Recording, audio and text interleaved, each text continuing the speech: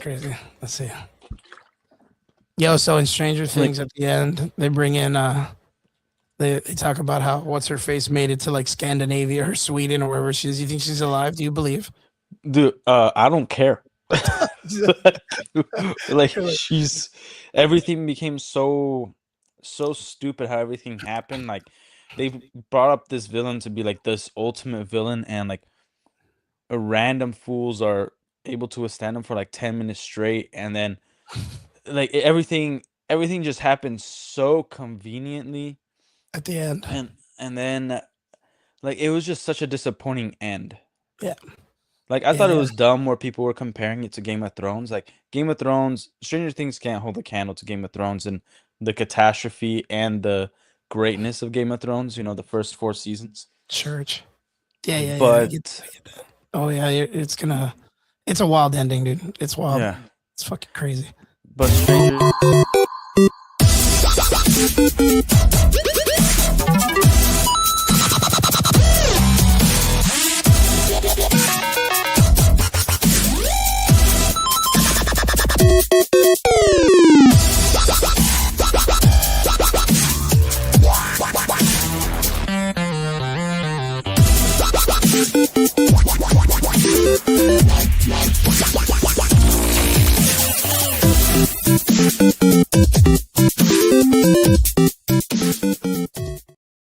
What's up? Welcome back. It's Sunday night. You're here with the Average Boys podcast. It's your boy ChrisP, and I am here with a special guest friend of ours who joined us 2 weeks ago, but on a Saturday that I was just really lost in my mind, which I thought I was a Sunday night, but it wasn't.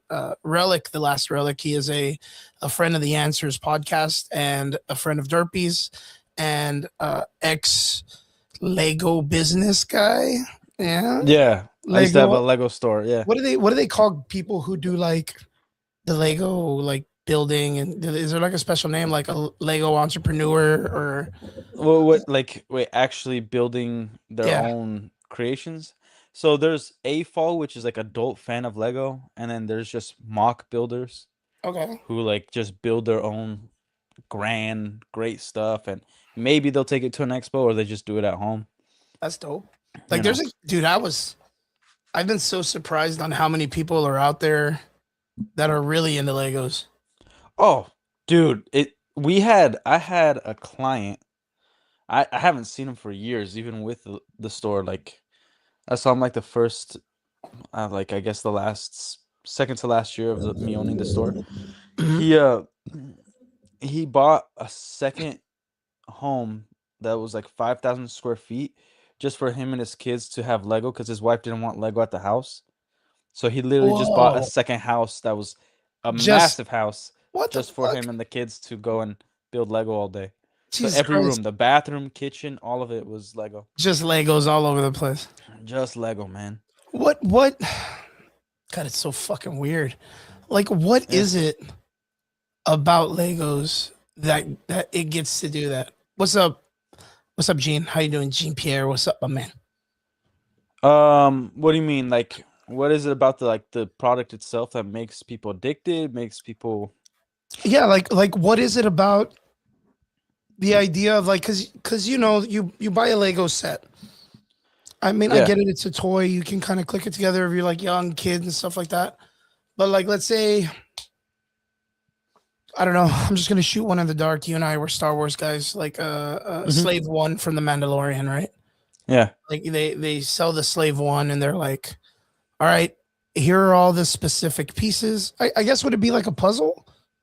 Is it like a So 3D puzzle?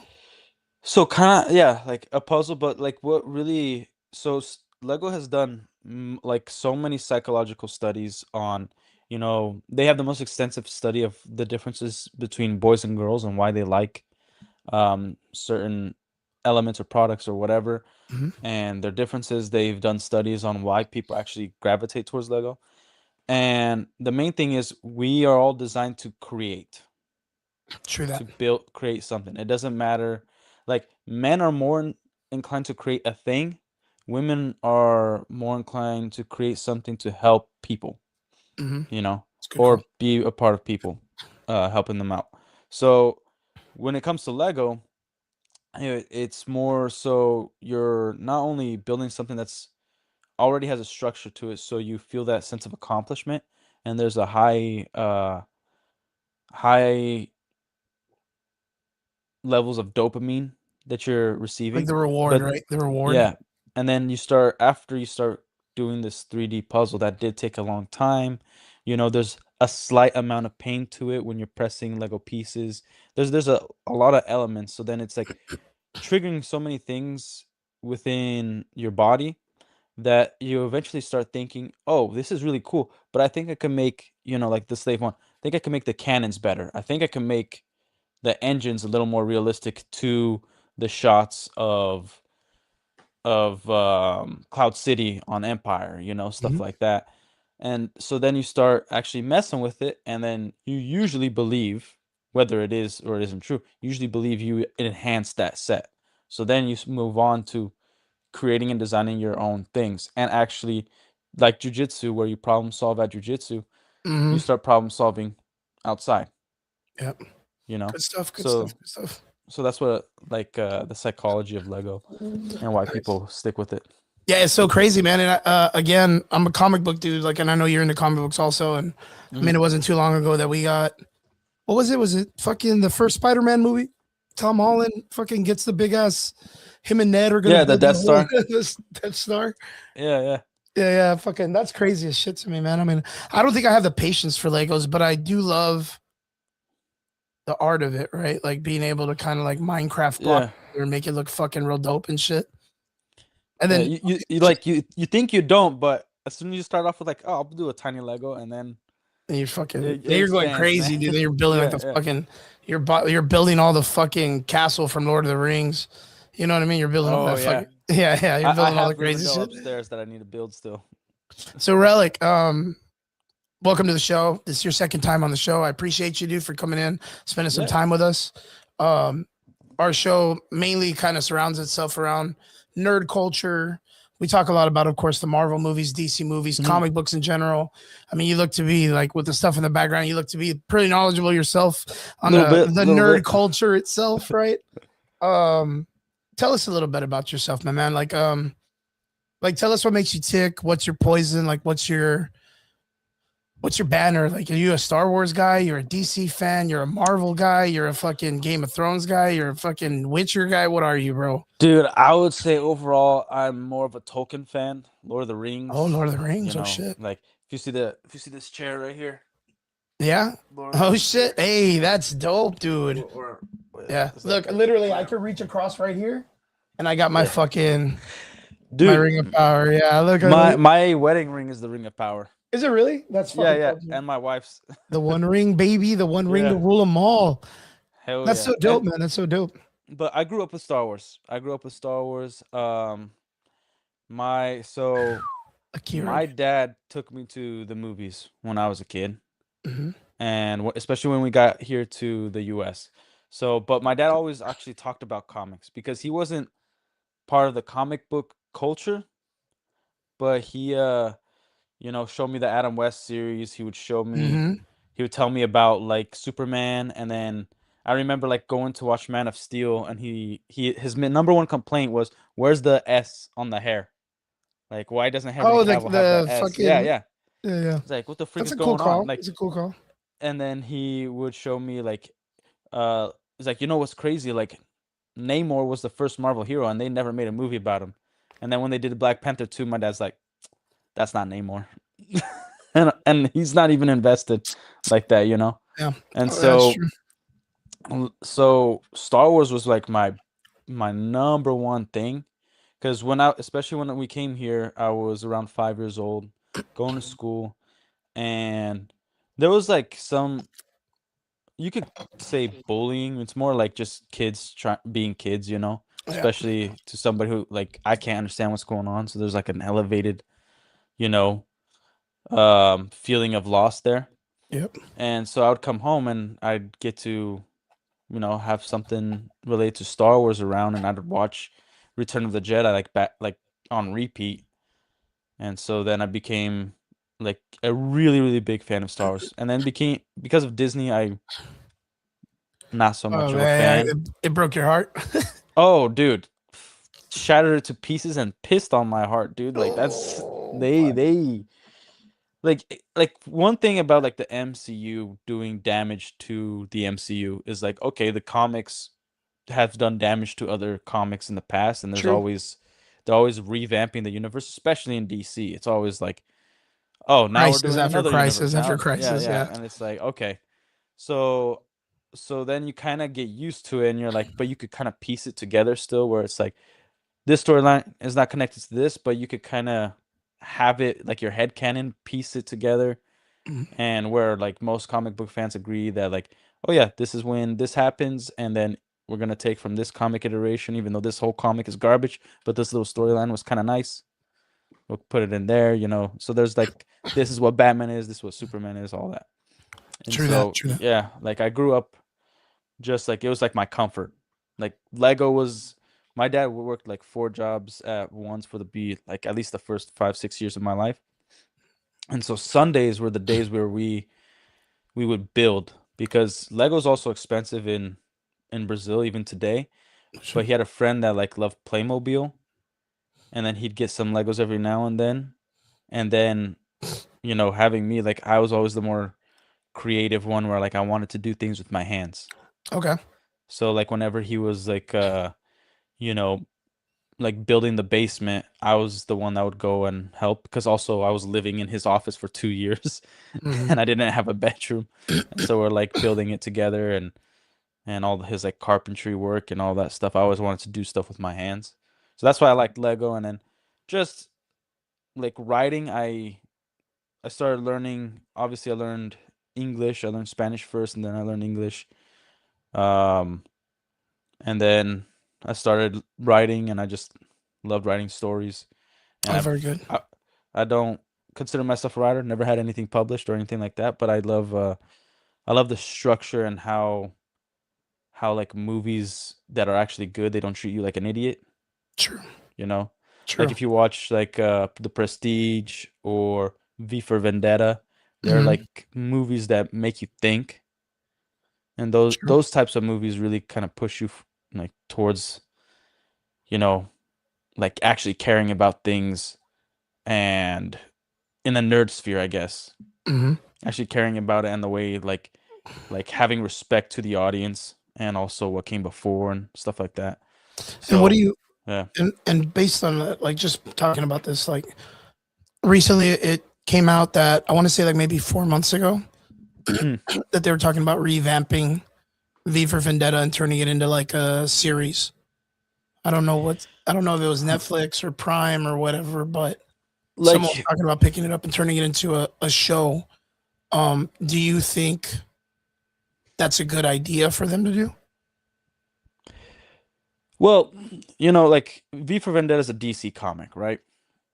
And I think it's a good idea if they're able to be extremely objective. Here's the thing, like I it wasn't a video. I said it on a live stream. Like if you like forget about all the politics and the companies screwing up, you know, race swapping, all that stuff. Forget about that, but just think about the announcements that are being made. Like, hey, we're getting Doomsday, we're getting Supergirl, Swamp Thing, we're getting a Star Wars movie. Like, take away all that stuff, it sounds like the best year of cinema we're gonna get, right? Yep. Like ever. But Yep.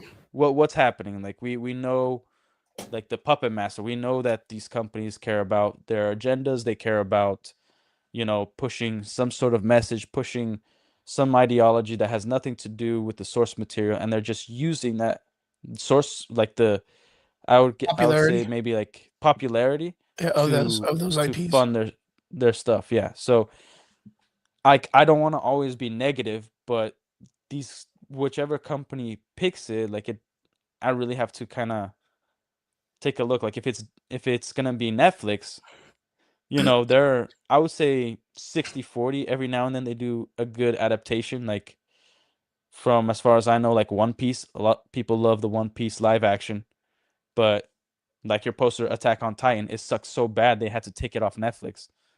Yep, yep, yep. Hey, Chrissy, what's You up? know. No, we haven't talked about it yet. We're gonna talk about it a little bit later, Lobo. And miss you too, man. Hope you're doing good. Been seeing you with your family online, so good stuff, good stuff. Um, Yeah, it's really crazy because you go back, you take a look at Alan Moore's V for Vendetta. He walked away from all the Hollywood adaptations of his comic books. It Yeah. wasn't something he wanted to do or watch or whatever because he knew that Hollywood was going to change the message in some way. And if you're familiar, like audience wise, I know you're probably Hmm. familiar with it, Relic. If you're familiar with Alan Moore, he was this guy that talked about like the what is it, like the Illuminati of the government, like Yeah, yeah, the New World Order. Talked about how the government was trying to do, like the 9/11 was an inside job. The people that were trying to like yeah. reestablish society. If you go back and watch V for Vendetta right now, there are so many like nuances to It's how, kind of scary. yeah, it's It's kind of fucking, scary, man. it's too on the nose. It's too on the nose to the way a lot of things are. And I'm not much to talk about like politics on the show, Yeah. but like it resonates in such a weird way that you have to look at it and be like, yo, maybe Alan Moore was right. But like when he allowed that message to be told at that time, the narrative goes against what the culture wants it to say. And Yeah. I think that's why the new age kind of like conglomerates want to Hmm. touch it now and change the message to make it more embedded to what their message wants to be. Yeah, like, and here's the thing. A good writer can adapt things even that is inherently against what their belief system Their belief is system is. because they understand the product. They could grab something that they might not like themselves and they figure out why the audience likes it and expand on that. And by the way, Vince, Punisher would win against V because Yeah, it's the he's Punisher. too way too fucking violent. Yeah, V for and he Vendetta is has cool, but guns. like Yeah. Punisher never goes in without studying the person he's going after. Like he would be too prepared. Yeah, and to be honest, he'd probably V and the Punisher would team up more than anything. True. But but like for instance, like Alan Moore, like he was painted one of those, tinfoil hat guys, Yeah, he was and a crazy dude. Everybody thought he yeah, was a like this fucking guy's nutcase. insane. Yeah. And and the thing is, like if you being from like I grew up here, but I was always understood and was involved in like politics, Brazil, and Mhm. I love history. When you don't pick a side, but you have a set of principles, usually whatever is, I guess, you could call it your boss or the company or the government, whatever's in power that's around your life, they usually don't like you or ostracize you because they want you to pick a side.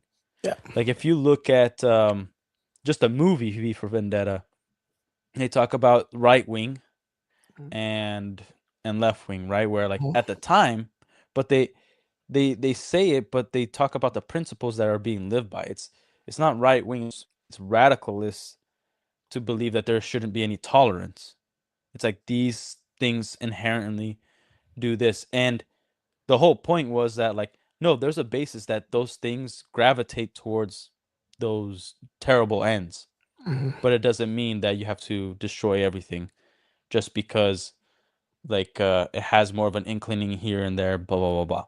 Yeah. And so then it was the set of principles, and now the script is kind of flipped where you know those who are like if you're too whichever side of the spectrum you're on, you're too much, you're not Radicalized. in you're not yeah, you're radicalized, but you're not understanding what tolerance is, which is just like you don't have to accept people for who they are, you have to tolerate them. Yeah. Like I don't have to accept your lifestyle, but if you're a good person, we could still talk, disagree, and have a cup of coffee. Yeah, of course. You know, like that kind of stuff. So Yeah. that's where a lot of Alan Moore, if you see his allegory and his comics and his other writings of novels, it was just like have your own set of principles. Don't attach yourself to a name or party or whatever. But if you have these principles, that can't be taken away from you. And so then it was more of like the traditional liberal, like, hey, live your life, just don't involve me in it, and that's it. Yeah. And I feel like if they go after like trying to rewrite it right now, it'd be like way different. Yeah, and you see that's like a big thing with comic book writers. Like one great comic book writer, Graham Nolan, you Yeah. know, first appearance of Bane. He talked about it in multiple people's podcasts where like he'd get assigned like when you work for DC or Marvel and you're writing comics, you know, you're assigned characters um or entire properties and you might not even like them. Like he would talk about how like he was assigned to write, I don't know for which hero, but he really hated the entire storyline, Hmm. but he didn't try to make it fit to something that he liked. Yeah. He studied like why do the fans like this? What makes it tick? And let me expand with my style on Yeah. that so it stays true. And he still didn't even like it at the end because it's not his cup of tea. Hmm. But he brought something to the fans that they loved because And he they respected did. the Yeah. character's own creation and not try to like. It's almost like what they did with the Punisher, right? Because that's a Mm. really good method. I mean, especially since someone mentioned, I think Vince mentioned the Punisher earlier. Um, because of like the current nature of politics and law enforcement and all that stuff, there's Yeah. been this whole like rebranding of the Punisher character in the Marvel comics. So Oh, where, dude, dude, they it's fucking awful. It's destroyed his character, awful. dude. Like it's ridiculous because like there was never an issue with this. Like there was never an issue with comic Yeah. books and all that shit. And because people complained about either the logo or the masculinity of the character, they riddled they fucking the guy that created the Punisher did damage Yeah. to the character himself too. No, Like yeah. Like fuck, dude, they people fuck. lose themselves, dude. People lose themselves. That's a problem as well. Like, You know what killed me about that was like the situation that they did with his wife. I don't know if you remember this. dude, yeah. I That remember. fucking man, dude, Yeah. I was so pissed off. I've never been pissed off like at comic books. Like I've never been pissed off at comic books. Like them bringing Cap back and turning him into a Hydra agent. Like that's like I was like, oh no. But I'm in my mind, I'm like, well, this is cool writing because what the fuck, Captain America was boring before this. You know what I Yeah, mean? Like they boring weren't to doing you though. anything, Boring huh? to you. No, Like, because they were doing Pleasantville, dude. Come on, yeah, Pleasantville yeah, wasn't yeah. even that great, dude. Like I just think there's a problem with like coasting. Like when something is good and then they're just like, let's just stay here, but then implement a bunch of stupid ideas like Yeah, they Pleasantville. fucking filler shit. Yeah. They do filler shit. Yeah. So they had the old man Steve Rogers going on. You know, Maria Hill was in charge of Shield. Like they had this Dude. whole little fucking town that they put all. It was so dumb. It was too drawn out. It was too Yeah, drawn yeah, out. yeah. And they were trying to do the whole. There's a new Captain America. It wasn't working because instead of having the Falcon fight fucking aliens or Thanos, he was fighting like racism and the KKK. And it was like, bro, like, can he just be a hero? Like, can he just Like do something cool? Like, I don't need to see him deal with shit that we have to talk about in everyday life. Like, I want to see him yeah. be a superhero. And none of it felt authentic. Nah, none of It's it landed either. like we were talking about just a TV show, and, like how ridiculous it was. It's like, so you're telling me a veteran can't get a loan? Oh yeah, yeah. The fucking And, Captain America shit yeah. when they did the fucking what is it, Falcon and Winter Soldier? Soldier, yeah, show whatever it was, like That was Falcon. ridiculous, bro. Yeah, like they couldn't get a loan, and I'm like, okay, he's also friends with a billionaire who's dead, but like, I mean, like he literally, can't get a loan. He can't get any funding from Shield. He can't. Like you're telling me all this stuff that is like perfectly set up for this guy, he can't get. And then, and here's the thing: people who don't have friends as police officers, if a police officer's in their squad car in a bad neighborhood, they are most likely never gonna get out of their car. yeah, man, they're gonna be like, all right, not the place, not the time. Yeah. Like, and then they see, oh, like, is this man bothering you, sir? And it's like, dude. And the other problem was like Bucky's lines. Like he was talking like a 20-year-old. I'm like, this guy is from the 1930s and 40s. Yep. He's not gonna say things like I. I Like, are you kidding me? yo, and they shit on Bucky so bad in the Dude, Thunderbolt show. They've shit on his character. Like, I wasn't as disappointed with the because the thing is, Sebastian Stan and Anthony Mackie are so they have such great chemistry because of their friendship in real life. I So think, like them on yeah, the I think it's show, good, but They had some really good, charming moments together, right? Like the humanization of each of the character was nice, but it was like Yeah. so like the bank scene. I was so pissed off at. Well, like they made Falcon and Bucky bad guys in their own show. Like what's the Captain America they had on there? Flag Smasher. Oh, U.S. Agent. The U.S. agent. He did nothing wrong. Yeah. Like they were like, you got blood on the shield. I'm like, have you not? Literally, Steve Rogers took this to World War II. You think he wasn't killing people with the Well, shield? yeah, I was Like, like the fucking he not shield has to only bounce back somehow. Like, yeah, you know what I mean? and Like, not only that, like it shows him killing people in every single movie of his, yeah, where he's like running in with a drop kicking gun, somebody, throwing grenades. Like, or just literally kicking a human through a concrete wall. Like, yeah. I mean, it's just the concept, right? Like, and I get it. Like, they wanted to paint the character as like yeah. this malicious person who was out of control, but it folds into the story, right? So that was the Well, thing well, about like the U.S. thing, Agent to Captain America. You the couldn't thing. have a 1-for-1, right? I understand that, but they did that by accident because Mhm. why did he go after the terrorist and kill him? Because the guy who served next to him was his brother in arms and everything. Yeah, yeah. He got killed in front of him, so then he went after the guy and killed him. And they're like, Mhm. "Oh yeah," and it unfortunately bad press got on the media, and they're like, "Oh, you don't deserve this." Like, what are you talking about? Captain America, when he found out that Bucky killed Tony's parents, hid it from Tony, and then when Tony confronted it, he almost killed Tony to save Bucky. Yeah, yeah. And that was a friend of his. That wasn't a terrorist. He almost did that. But that Like, feeds into the holier than thou Captain America persona, right? Like that's the difference between him and US Agent. US Agent is supposed to be what the the comic books want, or not the comics, the government of that nature. mm, They want Captain to be the soldier. He's got to be the soldier. So like yeah. of course Captain America always has this like there has to be a better way, which is almost like the Batman don't kill kind of like concept.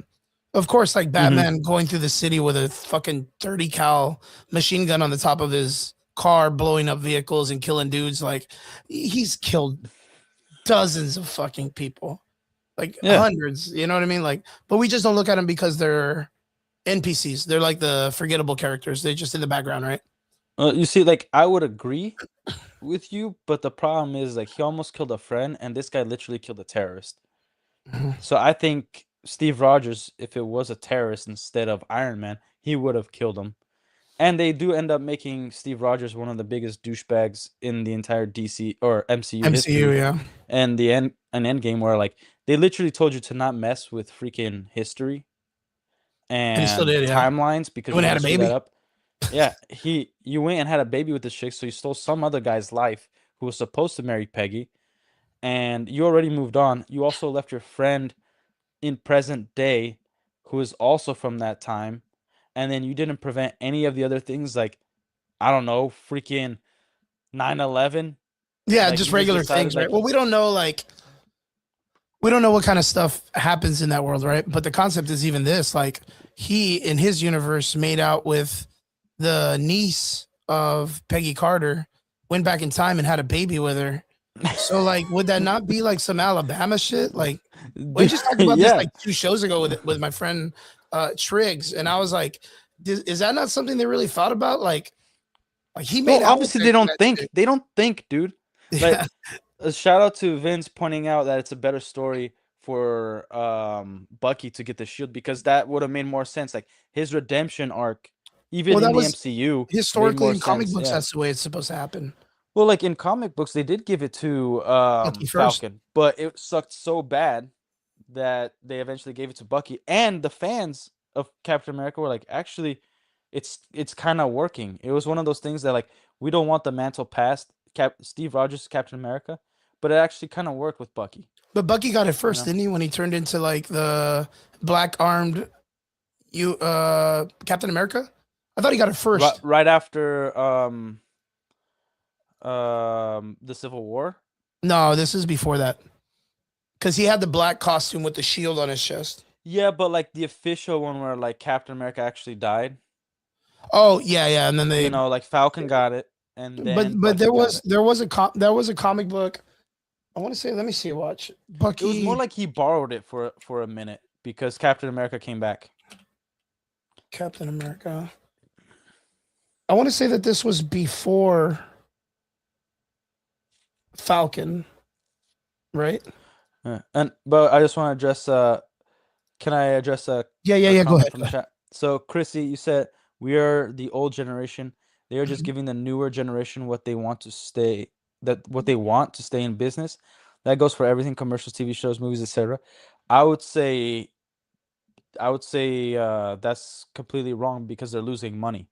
The newer generation would be supporting this through funds, and they're like everything is dead. That's why they're trying to get the nostalgic feel back. And remember, the young generation grew up with the MCU movies the same as we did essentially. We're just different ages.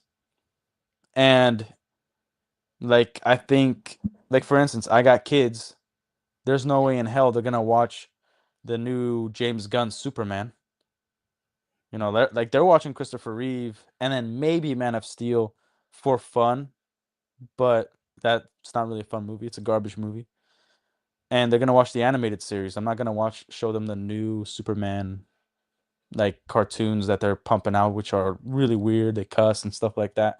So it kind of, and even if they gravitate towards the newer stuff, it's there's like certain stories that just connect to all people, the hero's journey, right?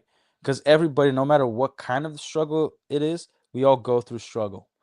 And the whole point of like having a favorite character isn't because of the way that character looks or having the exact same problems that you as a person has. It's an aspiration to who they are and how they're acting when a certain situation of adversity comes in. You know, like I love Goku from Dragon Ball Z, but we don't like if we're talking about parallels in how our life happened, almost completely unrelatable. But because of his actions towards adversity and also towards progress, like you aspire to be like him. You know, like if you're fat, you shouldn't want to aspire to a hero that's also fat. Oh You yeah, know what no I mean? shit. Like if you want to get healthier, you shouldn't aspire to that hero. That's not a hero. So when you see somebody that's fit, you're going to have like a more inclining to like pay attention to that person when they're talking about fitness or something like Mhm. that. So it was Bucky Yeah. Barnes after Civil War who immediately takes over the mantle, but he's more Mhm. like U.S. agent, where he's like a heavier handed Captain Yeah, America. like he borrows it. Like that was the whole thing. Like he Yeah, because wasn't. the Avengers Yeah. approached him because they needed a captain, right? They needed that was the same Hmm. thing as like Wally West taking the mantle of the Flash, by people telling him, Yeah, "Hey, well, yeah. the Justice League needs a Flash." But Bucky ends up being Captain America, and he ends up going, and it ends up not turning out all right because he's still dealing with all Hmm. his trauma dumping shit, right? Yeah. Eventually, if I'm not mistaken, like Captain America comes back to life, and he's like, give me my shield back. And Bucky's like, all right, Cap, like, I'm sorry I fucked up or whatever. Like, and then Cap steps back up. Then later on, when he becomes the old Captain America or some shit, that's when he lets Falcon or whatever the fuck do his shit, right? Yeah. But like, actually, I think it was during Hail Hydra. During the Hydra Captain America line? Right before Um. it, wasn't it? Because then he gets that fucking triangle looking shield. Yeah. I can't remember. I haven't read a Captain America comic in so freaking long. I Yeah. remember waiting in line like on a Wednesday morning to get the issue because there was like my friends called me that they were telling me that Captain America died, and I was like, I don't freaking believe it. Yeah, Like, there's fucking no no one ever freaking way. dies. Unless your And name's Captain then, Marvel, no one ever dies, dude. Marvel or whatever. yeah.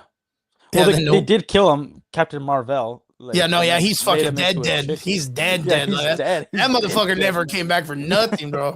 They took some secret origins, a secret invasion shit, and then they killed him, and they were like, "Nah, bitches, we were just kidding. That fucker's dead of cancer, Yeah, bro." and then they tried to erase him, like like, oh, this Oh, character with the also fucking, never I thought happened. that was insane, dude. Like, Dude. Yeah, it's so nuts, dude. Like, I tell people all the time, like, in Marvel comic books, you never die. Like, you never really die. Like, yeah. no one ever dies.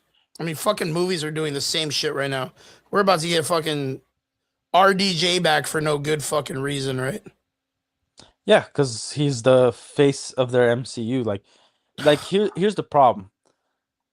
These studios and actors believe that they are above the role. No actor is above the role. Mhm. You know, like Michael Keaton was Batman. Great, he's a great Batman, like of that particular style. And then we got like Several start iterations. talking. There's some other iterations, and then it became like no, Christian Bale is like the definitive Batman. And Mhm. then we got Ben Affleck. And Yeah. then other people are like, no, that's like the best Bruce Wayne, and we have a problem with that Batman. And then we got Robert Pattinson. Like, you know, they did the same thing with Joker. They're like, oh, nobody could top Jack Nicholson, and then Heath Ledger did, and Yep. then he was almost a parallel of Joaquin Phoenix, and then we're like, okay, so there can be more than just one Hmm. actor because no actor is above the role. Like their biggest mistake was not recasting Chadwick Boseman on Black Panther. Yep. We always talk about it here on the show that we thought it was a huge mistake. That massive mistake, man. Yep. Um, not only that, it's like they they're trying. I totally understand the part of like trying to honor that actor, but you're not doing it with the role. Like, you know, make a documentary if you want. Like, talk about in some sort of press conference how much you guys loved him or something like that. But Mhm. just being like, oh, we can't recast this role because people love Chadwick Boseman. Like, no, they love Black Panther, Well, now look at and they themselves. also Now love look at that Chadwick Boseman. situation. Like Yeah, at that moment, they were like you said, nah, we can't recast it because no one will ever replace Chadwick Boseman as our King T'Challa. Now they have to yeah, recast it. Now we're in a position where yeah, like because they suck so much because that they're yeah, gonna because it was recast it. such a Yeah, fucking stupid decision, yeah, like such a horrible decision that now they're like, fuck, we got to recast him. What do we do? And man, I remember like it was a sad moment when Chadwick Boseman died. Like I was upset. Like a lot of yeah, people were yeah, brokenhearted. He was such a good, cool guy, and he played the role so well and did so many cool things in the black community to go out and like when he would do speeches at colleges and fucking it was so cool to see him yeah, like it was almost like symbolistically or like he kind of like was able to play this role out in the open too, not because he just like played a role or put a mask on, but since he kind of portrays himself in real life to be such a good, humble guy and really yeah, understanding and good, you kind of like you just embody the character every time you see him. And other people would yeah. acknowledge he'd be at a basketball game and someone hits him with it. Like it sparked such a Yeah, cool movement, right? yeah, like well he understood that he was in a rare position to do something so freeing with his time for money, Yeah. right? Because there was a lot of actors that were like, I'm an actor, I am better than everybody on the earth, right? There was Yeah. those actors, Brie especially Larson. for yeah, which she had She suffered no from it. place. Yeah, yeah, but like I'm talking about like old school actors, like like Marlon Brando. You know, he thought he was better than everybody. Or You even know, like yeah, like the Leonardo DiCaprio and like the yeah, chauvinistic characters. yeah. So Chadwick Boseman, much like I would say people like Liam Neeson and even John Cena, they're like, no, like this is a privilege that I worked so hard to be in a place where people recognize me for these characters that I'm playing. That like I'm Like Denzel. gonna, yeah, Denzel Washington. Like And that's I'm someone going, he mentored under and looked up to. yeah, yeah. That was And so yeah. they stayed humble, realizing that like they're entertaining people with real jobs that are, grinding away and kind of make the world go around, you know? So Mhm. it's almost like them being that humble was a way to give back because they get to go pretend for a living and make millions of dollars Yep. while the person that's actually giving them their hard-earned $20 for a movie The ticket has to go do a 12-hour shift at like, some like hard labor work, yeah. yes. like at their construction job the next day. But you brought them some form of happiness by doing what you do. And so, like, I think overall, and I've always thought it was divisive, like, oh, this actor did this for the black community or the whatever community. I'm like, I just think he did it for people. Yeah. I just thought he really united people of like, you like this character, it doesn't matter what color you are. Like, I work hard to bring everybody together.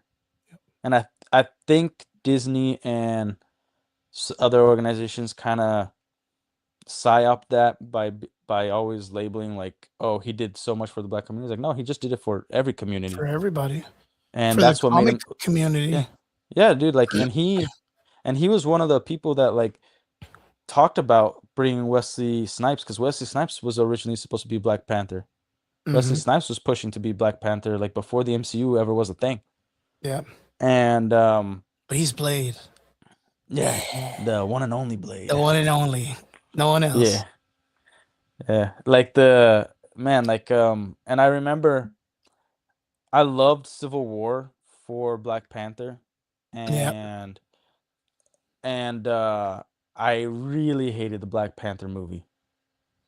It was a little I just thought they made it so dumb. Yeah, it was cheesy. I mean, the only thing charming about it was M'Baku, Shiri's relationship with With T'Challa. her brother, with T'Challa, and then the mom. The mom. Oh yeah, and I love that actress. Oh, dude, Angela Bassett, motherfucker, she's so good at everything she does. Yeah. And I thought, dude, you would have loved that episode to be on that show. You would have loved to have been a fly on the wall on that day, dude. I was when I saw Black Panther 2, and I saw that like they went with the idea of killing the mom. I was like, bro, you ruined this whole movie franchise, bro. Like, that was the only person acting wise that can carry this whole movie. Yeah. I was already hating that movie. I freaking stopped watching when I saw that they did a DJ booth to open like freaking Wakanda, like the force field or whatever. I was like, that's ridiculous. So here, like, Vince asks, well, I'm gonna go back a little bit. So he says, you like Bucky in the MCU was in the spotlight, then Sam from Winter Soldier, and then Civil War, which makes sense for Bucky to have the shield. Well, it just made sense because they gave so many like Easter eggs. Like, one of the biggest ones was in the Captain America first movie, The First Soldier. He's about to fall out of the train and he grabs the shield and he aims the gun, which goes right back to his character because his Captain America, the picture I just showed a little while ago, had a pistol. Like, it was Captain with a fucking handgun like all the time. Yeah. And also, like, Bucky didn't have a character. He was no longer the Winter Soldier. He was just Bucky. Yeah, he was just Bucky, yeah. And Falcon, you had to destroy a really great character. Falcon was an original character. Black comic book character. Yeah, dude, that was fucking nuts to me, dude. Like, in a world right now that the comic book companies are like fighting for this fucking bullshit of like, oh, we need representation and all this shit, they were easily wanting to take the Falcon name away and give him the comic book selling white Captain America name. Like, I was like, what are you doing, bro? Like, could have named him fucking Captain Falcon or Major Falcon or something cool. Just give him the shield and fucking just call him fucking something else, dude. Like I would no, I'd just keep him as Falcon. Yeah. Like, well, no, yeah, that would be the great idea. Like, you call him fucking. I don't, like, here's the thing, because of F-Zero and Smash Brothers. They could have done the original comics where like Falcon and Captain America was the dynamic duo. By making Bucky Captain America and then them being the dynamic duo, and having Captain America. Well, Bucky is the Red Hood version for Captain America. He's the redheaded stepson that fucking needs to go off and fucking emo out in the corner and run away from home a couple times and do some fentanyl, like, and then come back and be like, I'm sorry, I killed a bunch of people, right? Like, that's what Bucky does. And Falcon but they don't have always, to make it that way. Falcon was always the Dick Grayson. Like, we can get to it. Like, he was the Dick Grayson of the group. He was the good straight guy. Edge. He was straight edge. Doesn't drink, doesn't smoke. Goes home, reads the Bible. Fucking just does his thing, right, dude? That was fucking Sam Wilson, the fucking Falcon. Like he's the guy, super smart engineer, made his own wings, made a fucking bird, a drone on his own. Didn't need DJI equipment. Like the dude had it all, bro. The dude had it all. But yeah, it's just stuff. Vince says they had to recast Black Panther. Will it be a good or bad response? But do you think they'll recast Wolverine and have a bad response? They don't need to recast Wolverine. I would say they do. I talked about this a long time ago with Logan. And I said they're going to wait for Daphne King to grow up, and then they don't need to recast Wolverine because they're just going to bring her in. And that's why they pushed for X-23 to be the comic book Wolverine now. Did you hear which I also think is stupid. But did you hear the leaks of Doomsday where we're gonna get Fox's X-Men fighting Tobey Maguire's Spider-Man like at the first 10 minutes of the film? I don't know why. Like everyone was like, "Oh, it's because in the X-Men movie, someone dresses up in a Spider-Man costume in the background and blah blah." I was like, "Bro, that's the same thing as saying we're gonna get an incursion and the Avengers are gonna kill the kid in the Iron Man 2 movie with the helmet because he's their version of Iron Man and he's got a helmet. They gotta kill that kid." That's stupid. There was a plan originally for Fox to bring in Fantastic Four. Like they were doing Ghost Rider, all that stuff to bring in to have an ultimate alliance, not really like a team up. Where there was gonna be a huge big bad. But the reason being is because Tobey Maguire sells. That's it. Yeah. The Fox X-Men sells. All these things sell way more than the MCU right now. But to answer Vince, I think you're gonna get a bad reaction for a little bit. It depends on the end product.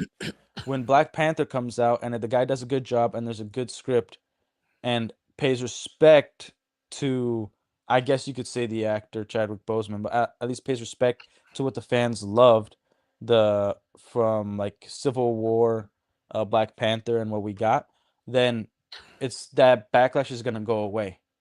And I think a little bit different. I think the moment we see a male Black Panther character come back, everyone's gonna be fucking happy. No one's gonna give a shit. And they're gonna realize how much of a fuck up it was. They're gonna be like, "Oh, why?" I'm talking about the backlash that we're gonna get, whether it's big. I don't think we're gonna get a backlash at all, dude. I don't think there's gonna be no backlash, bro. Once they see that shit, because everybody was so disappointed in the Shuri story because it felt so it's just a chick in a Black Panther outfit. You know what I mean? She sucks. I don't mean to be rude. I liked her with the guns in her hand and just hanging out in the background, not in the whole fucking. And I know in the comic books, T'Challa dies in the comics because goes to Necropolis, becomes the king of the dead. Shuri and Storm are like, "Oh, we got to bring T'Challa back." Shuri sacrifices herself or dies, and then T'Challa comes back and boom, Black Panther again. Yeah. And in my mind, I was like, yo, did we just skip all of the cool shit that made Black Panther the whole setup for Secret Wars when he fucking brings in the Marvel zombies and he's the actual fucking king of the dead? Did we just fucking bypass we bypassed all that? Now no one knows that. No one knows what Necropolis is. They don't know why he's called the king of the dead. They don't know the attachments to Dr. Voodoo. They don't fucking. They don't know any of that stuff, man. There's I think 100% people when they see the fucking moment that the fucking shadow comes out and it's fucking T'Challa's outfit and it's a fucking dude, they're gonna be like, "We're back in business, boys! Let's go, fucking boom!" I think that's how. That's if they do that. That's if they do that storyline, brother. They're not gonna do the death of T'Challa, Necropolis comeback. No, this is gonna be a whole it's another universe T'Challa. They're gonna fuck it up. If not, it's just the sun. That's what I think Doomsday is. It's just to bring in other universe. I hate that. It's stupid. But to point out Wolverine, whether they need or don't need to recast Wolverine, there's gonna be some backlash in the beginning because Hugh Jackman did such a great job with the Wolverine, but he got backlash even before the X-Men came out, and even after he was tall. They made fun of it in Deadpool. He was tall. He was too much in the spotlight because Wolverine if you read X-Men comics, he was never a main character. He was a side character. Side character. Like, oh, that's a cool story. And then he got his own Logan comics, and that was cool. And like And Weapon this X, is where yeah, that's a perfect example, because Old Man Logan is going to be a perfect place for Hugh Jackman. And that's why you if can they do have it right. I hated the Logan movie. Well, dude, the Logan movie wasn't great. Like, it was stupid. Limo driver, all this shit. Like they didn't bring in Hawkeye. There was no Yeah. Hulk incest family. Like, Yeah, dude, they just fucking bypassed the whole goddamn movie. And they they were could- just like, and it oh, would've you know been- what'd be cool? Yeah.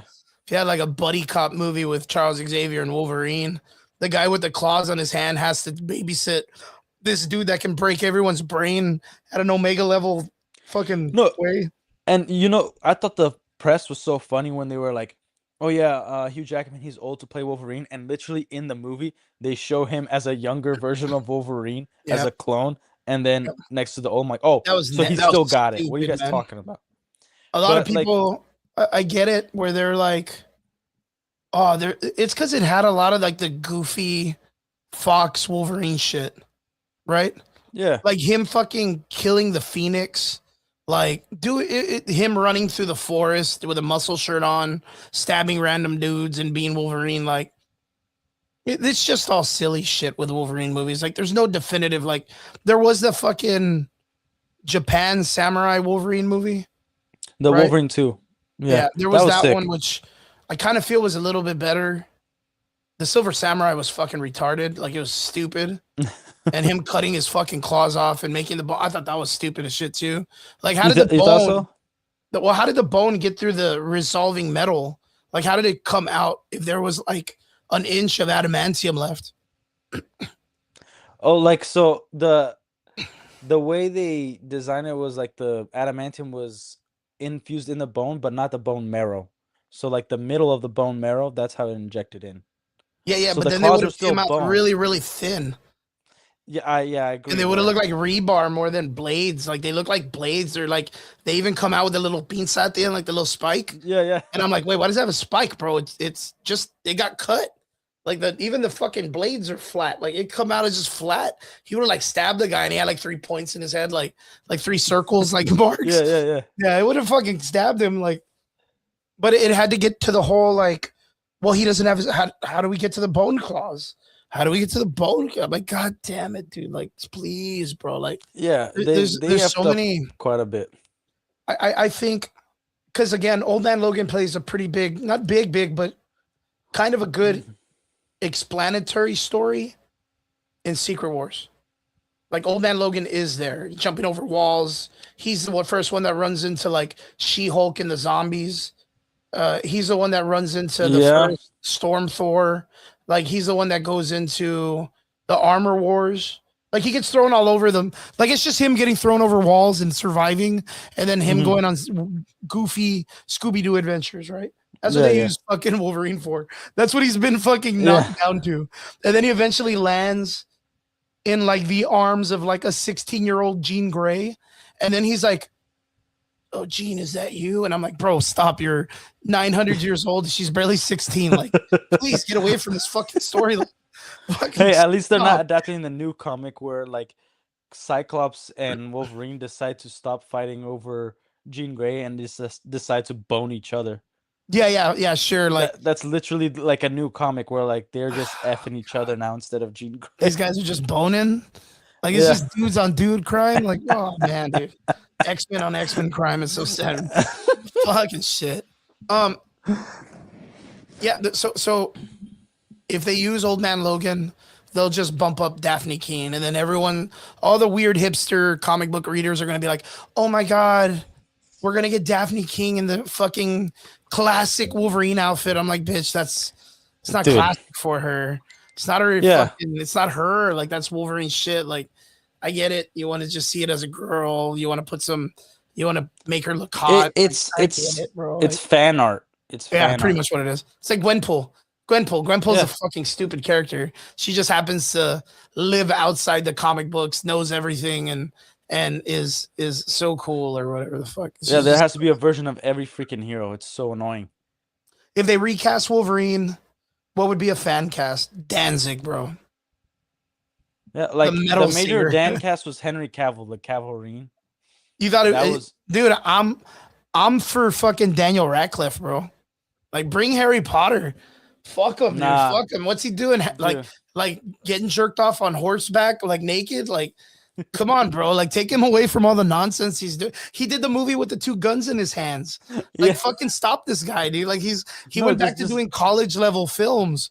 He's keep him gonna be at the the new retarded Gerard movies. Butler. Like keep him there, dude. He's gonna keep be him. the new Gerard Butler. He's gonna be making 300 and look like a badass, and then start making fucking weird Olympus Fallen college movies. Like, no, we gotta save these guys. We gotta save the cool ones, man. No, no, We no. can't have them go Ron Weasley on us, dude. I don't think Daniel Radcliffe should be a Wolverine. I would say I just want a good actor. I don't care about him being tall or short. I want more of the story and an actor who cares. Like here's one of the reasons why it's gonna be hard to recast somebody as Wolverine other than Hugh Jackman, because Hugh Jackman actually cared about the source He loves the material. character. Like when the creator of Wolverine was dying, Hugh Jackman was the only one to visit him. Marvel didn't visit him. Disney didn't visit him. Like nobody in the comic sphere visited him other than Hugh Jackman at the hospital. Like, and gave him money to help with the treatments. Nobody else did that. Nobody.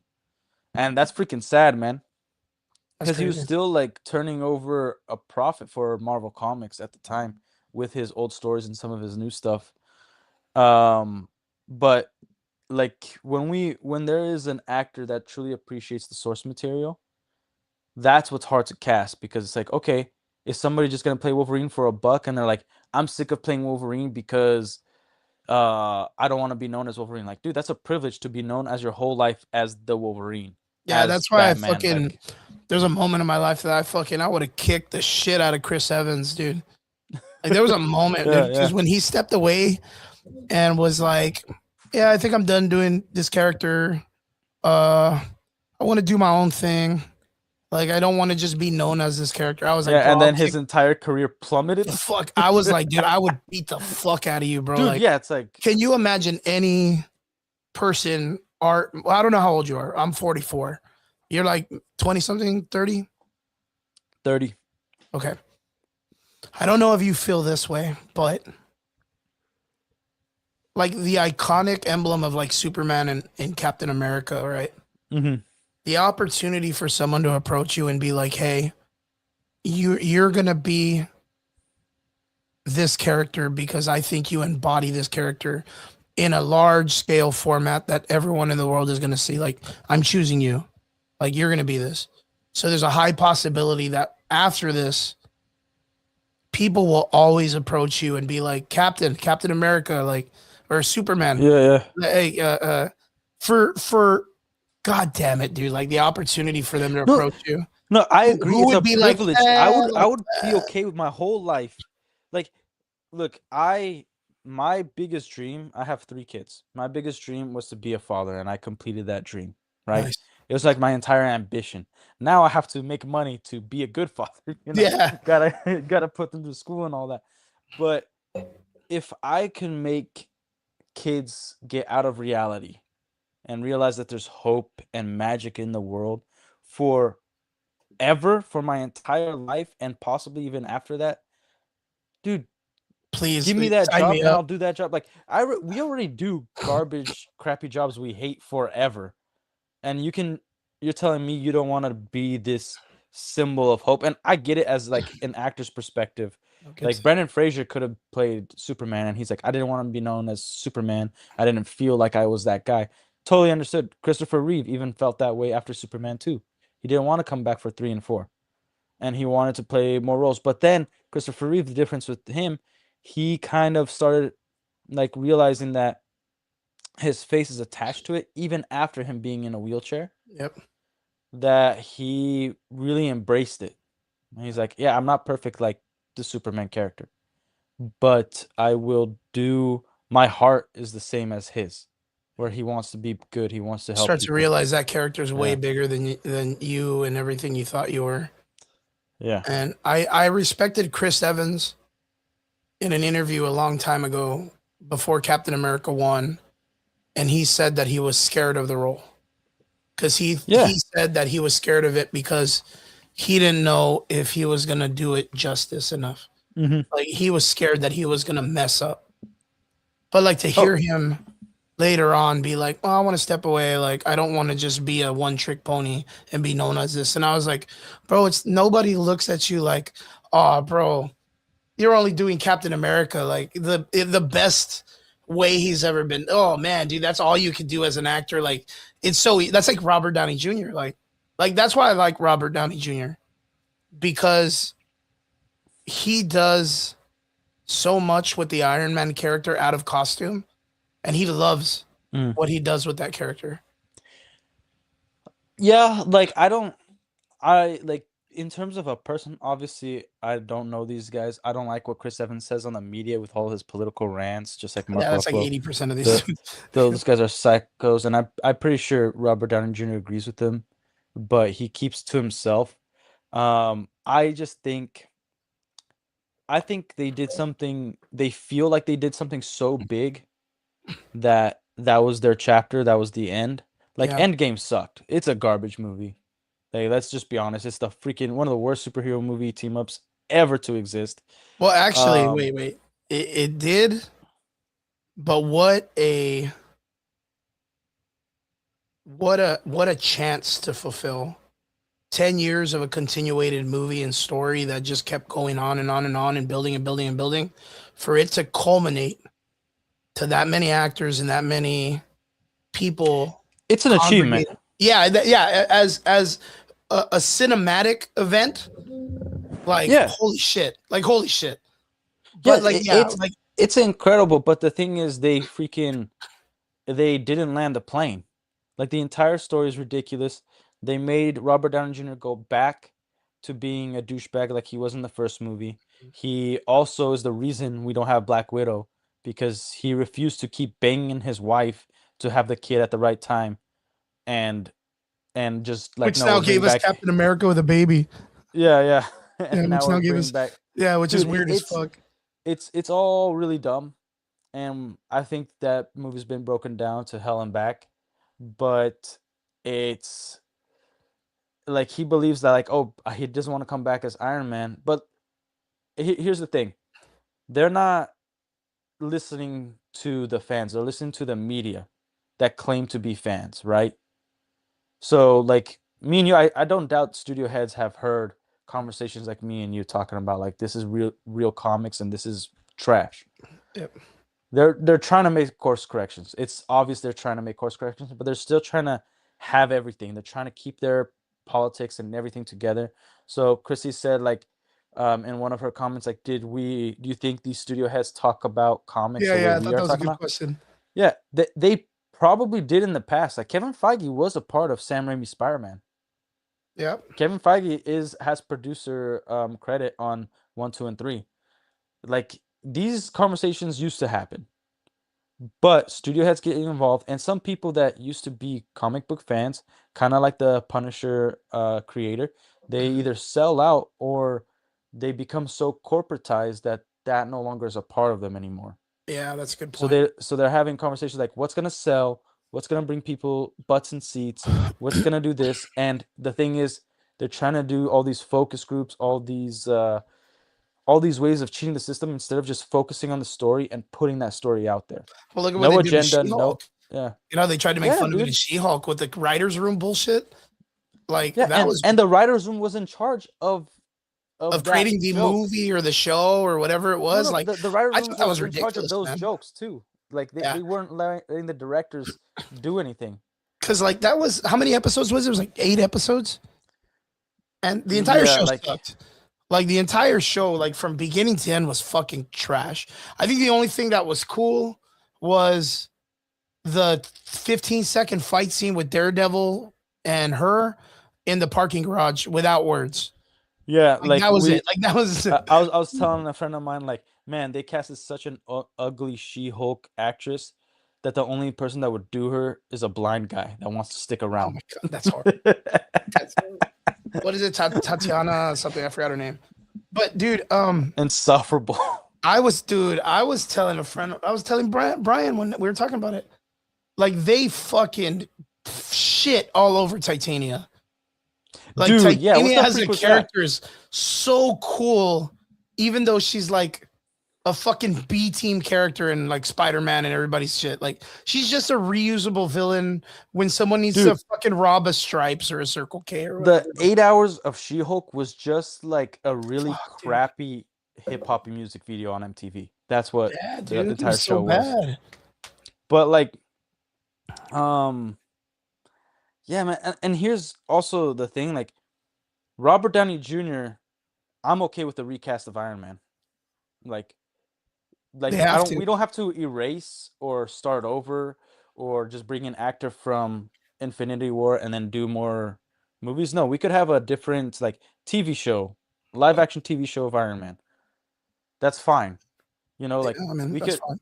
But like it's like I mean, I'll ask. It's like, but what else is there to tell with the Iron Man character unless you're gonna do an Avengers film or something else? Like, yeah, there's not like anything else. I mean, the Mandarin, he had a fucking whiplash. The only thing we didn't get was what's the other guy's name? Crimson Dynamo. mhm. Like, it's the only character we really Well, haven't well, got. here's the thing. It's like here's the problem with adapting comics is that we think, and it's a fine line. We think that like because we've read these comics, this is the only stories that can ever be told ever, which has some truth to it. But we also need to realize that there's gaps in all these stories that, hey, this character is this way, and we could tell a story of him going through this particular thing that's never been told before, but also keep all the characters and add new characters and add new villains, add new situations, and But like, expand on this character, you know? I don't think there's like a necessity to need to recast anybody. I think the way they handled Iron Man in the Spider-Man movie, Mm. where he would just like casually come in and be like, "Yo, stop being a bitch" or whatever, and then take off, like, Yeah, or show up. Those are so easy for actors for them to make a fucking couple mil or whatever the No, fuck. no, it's I'm You don't talking need to about like recast him stories, for it. Like, fuck, dude. I mean, we but I feel like the human timeline cannot wait what Hollywood wants to do with these characters. And there's too many characters that Marvel can just fucking for 100 years, bro. Like, if you do the timeline, like I think I did mine once, life would be close to ending for me in a regular normal age range to Mhm. 2040 something, right? 2045, Yeah, yeah. 2048. Roughly, there's no way human beings can live that long. So it's 2026. I got like 20 years left. And I mean, it took 10 years for them just to tell Damn. me the fucking Infinity War story. You know what I mean? So, like, the concept of me waiting for like an X-Men film and then a Days of Future Past film and a fucking all of these weird crisis that they now need to tell with the X-Men and then give us a definitive AVX or a definitive Wanda fucks over the mutants and no more mutants and or what was that one timeline with where they just what was it 160 days or the fucking the sad days of the X-Men and the X Krakoa and like there's so many stories they could tell that are going to No, take yeah, another like 10 years of my life. we You know? not we might not get the stories that we want particularly, but we still might get good stories. And it's like they don't really have an excuse, dude. Disney became a monopoly. They have Yeah. rights to Spider-Man. Obviously, Sony still controls it. Universal and they allow Hulk to be a part of it. They have Fox now, so Yeah. they have They have like there everything else. was. If you look at the statistics, Fox is making half the amount of movies that they were making before the acquisition from Disney. Mhm. So it's about creating a plan. Okay, here's the plan and delegating. Like there was a bunch of I think he was the first director of WandaVision. She was pissed because she couldn't direct her own action scenes. Like there was already a formula that Kevin Feige and Disney and Marvel came Told up them they with had to follow. to not mess with anymore. So that way they could tell whatever story like they just hired directors to be like their scapegoat. If it does bad, it's because of this director. Like It's how because many of this directors dude. have zero credit, no business handling these properties and they're giving these jobs. Yeah. Like you could be some Joe Schmo off the street and be like, I want to be the director. Okay, what have you done? Nothing. You're perfect. Like Well, that direct actually this. Yeah. correlates really good to the situation that's going on with the Brave and the Bold, right? Mm. Did you hear about this? I've heard some things, but go ahead and let the people So know. the fucking chick, I'm gonna bring up some of her stuff, right? Uh, Bold. By the way, I agree with I think it's Chrissy. Like I also don't see as Iron Man and Captain America as the definitive characters. What? Who would you see then?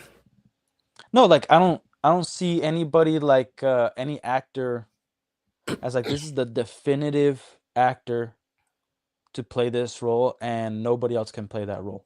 Like have you know who Jocko is? Yeah, yeah, Jocko Willink? the military guy that does podcasting and Yeah, and fitness and all that jujitsu stuff. and all that. Yeah, Look at speaker. his photos when he joined the Navy SEALs. That guy looks like Captain America. Have you seen his Oh like yeah, when he yeah, had the yeah, coiffed yeah. hair? I Like know exactly what you're that's talking about. Yeah, Captain the America, bro. format, the look, because Yeah, yeah. like Chris Evans doesn't look like a fucking battle fucking driven soldier or anything And like he that. he also doesn't as much as I love the Captain America First Avenger movie and his trilogy, he doesn't portray well like the military-esque, you know, persona. He's kind of he portrays well like the innocent guy that always wants to do good, but Yeah. it doesn't transition to him being the military captain. Well, Like I am like we got to go do this like that was U.S. Agent. yeah. Yeah, U.S. Agent is supposed to portray that. Like Captain is supposed to be like Well, Captain America's supposed to be like that, like supposed to be the the whole Superman of Avengers our Assemble universe. line. Yeah. Yeah, but Superman, you look at Superman, he doesn't come off like a fucking the injustice version of himself. He doesn't come off as Well, Homelander. He doesn't no, come but off as like fucking no, I'm but the I'm talking about Hyperion like guy, dude. We always talk about this shit.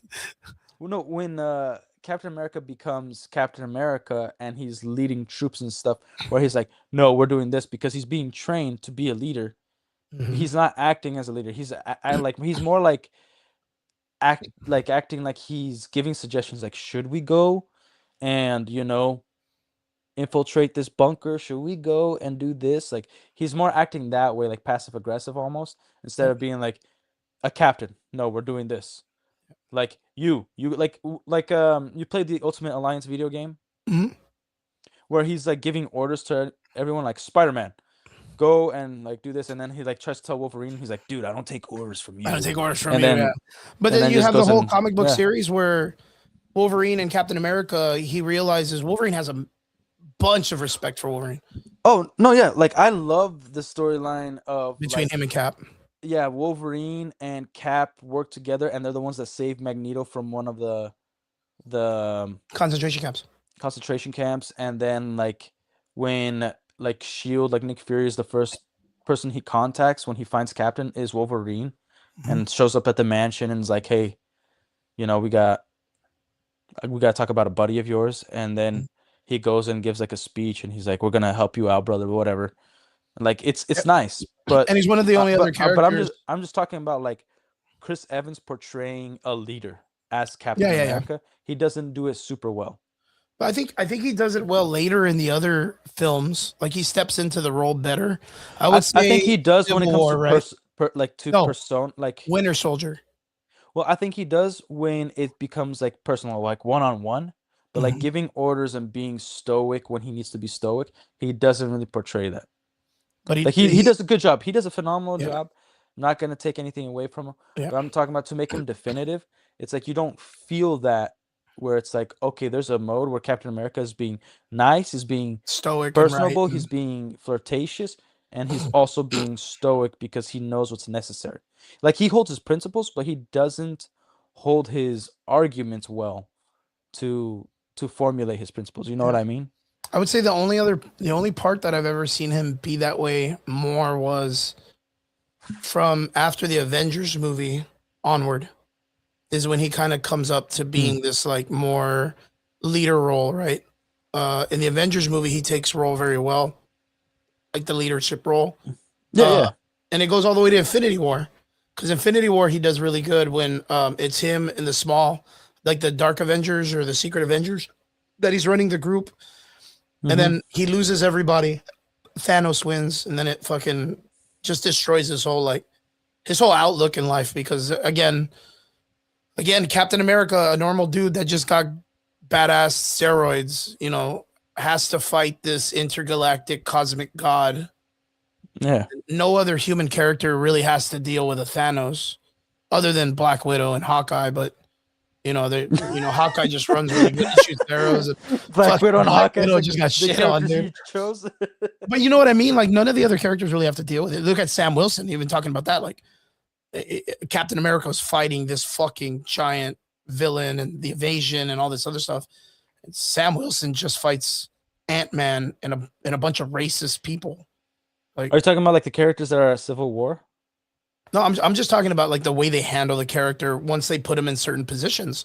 Like Captain America, again, he had a lot of trauma after Infinity War to Endgame, and I think that's what dynamically changed his character from the leadership role after the Avengers lineup.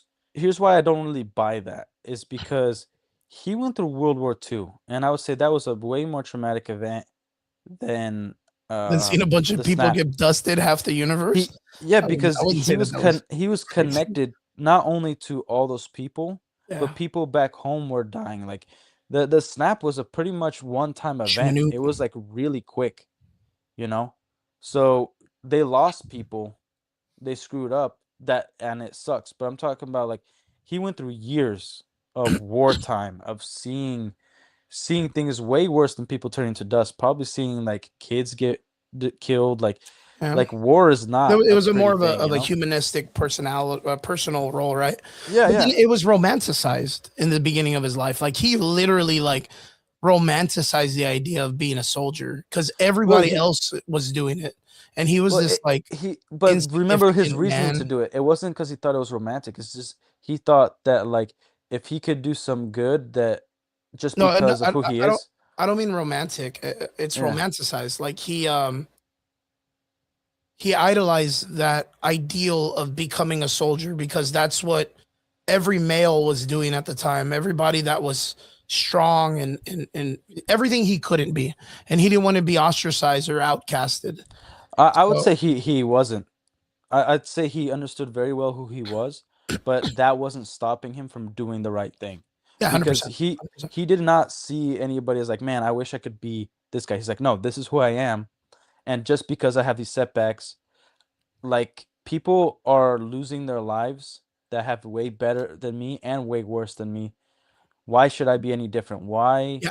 Like I'm not gonna sit here while I know I have the ability to do some good in the world while Mhm. everybody else goes and does stuff, and I'm just gonna need to be pushed back, and I want to be out there. Yeah, so I'm going to go and do the right thing because he truly believed that he should be out there, that it Mhm. was wrong for him to stay. So I don't think he ever like aspired to be one of the guys, or like he understood himself very well.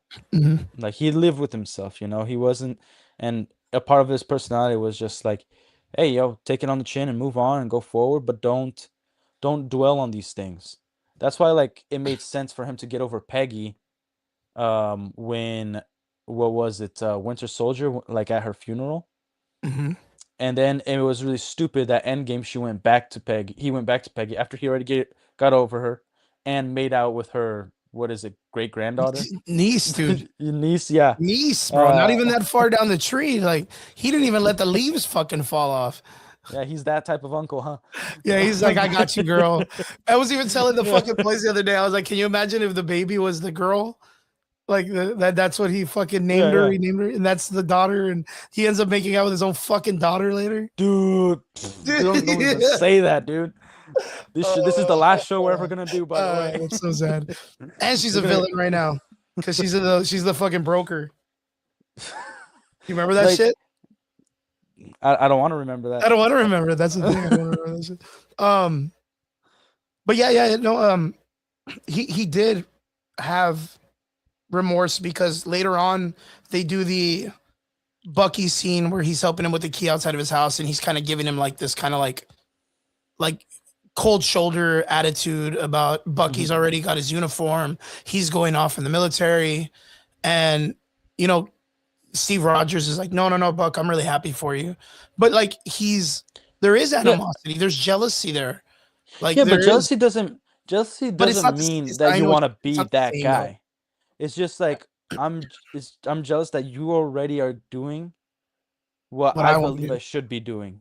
You Yeah. know, I believe I should be sacrificing my life to move forward. You know. Yeah, like Um, but yeah, I think Cap's growth was very, very nice in the story. And again, you no, can't do I much with his enjoyed it. character. Like you can't do much with his character. And I beg to differ man, because they used to say that about Superman, and they've done so much with yeah, Superman they've done a over the lot with years. Superman. But yeah, Like I'd say Captain America and Superman have the most similar parallels when it comes to DC and MCU. yep, It's just we haven't gotten good writers to expand Captain America. yep. He's always been like, okay, we have this solid story, got World War II, then we got Avengers, and then now we don't know what to do with the guy. Yeah, That's like and that's that's the what they same shit do. that happened in the comic books. Yeah, That's yeah. why I keep telling people like, even though it was new and it's during the weird part of Marvel and all new, all different, like the moment you made him a Hydra agent, like that was the Hail Mary, dude. Like that was like Oh yeah. the comic book writers don't know what else to do past this.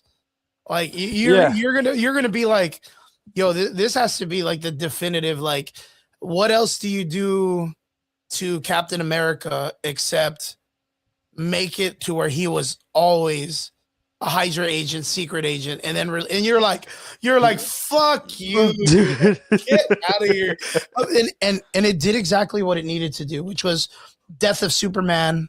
It was that moment where like it was on national fucking news. CNN, Yeah. MSNBC, Fox were like, yo guys, it happened. Captain America is a Hydra agent. And they were showing the fucking Hail Hydra picture. They had their own fucking opinions. And it went crazy. And a bunch of people talked about it, which is what you and I were talking about earlier, is good storytelling. Great storytelling. What do you do with these characters after you've done it all? Like, what do you do? Yeah. Well, the thing is, they didn't do it all. They just Hail stopped Mary. doing one thing and threw a Hail Mary. It's Throw like, a Hail Mary. dude, we're not even at halftime and you're throwing Hail Marys. What are you doing, man? Yep. This They're is taking insane. big risks. Like, so it's not, you don't have to deconstruct the character. Like, one of the dumbest things they did was with Thor, right? Where they made him fat and he has to find himself. I'm like, dude, if you haven't found yourself after 1,500 years of life, Yeah, it's this time guy's to not a swallow the fucking barrel of a 30-year-old. shotgun, Yeah. dude. Like, you gotta like end this. Like, there's no hope for you, man. Yeah. So, like, and then you make him fat. It's like he's also a god. I don't think his metabolism works that way, but whatever. Yeah. Yeah, apparently alcohol doesn't work on him, but fucking beef does or whatever. Twinkies Doritos. and beef jerky do, right? Yeah. Okay, Like, so Vince yeah. says, sorry, but I have to ask, the last relic, what was your better Superman, Henry Cavill or David Cornsweet Superman? Oh man. Okay, give me a little minute to rant about this. Okay. Okay. They both suck, right? Oof. Oof. Both suck. I love Henry Cavill, his look. The actor himself, he actually cares about Superman. He was under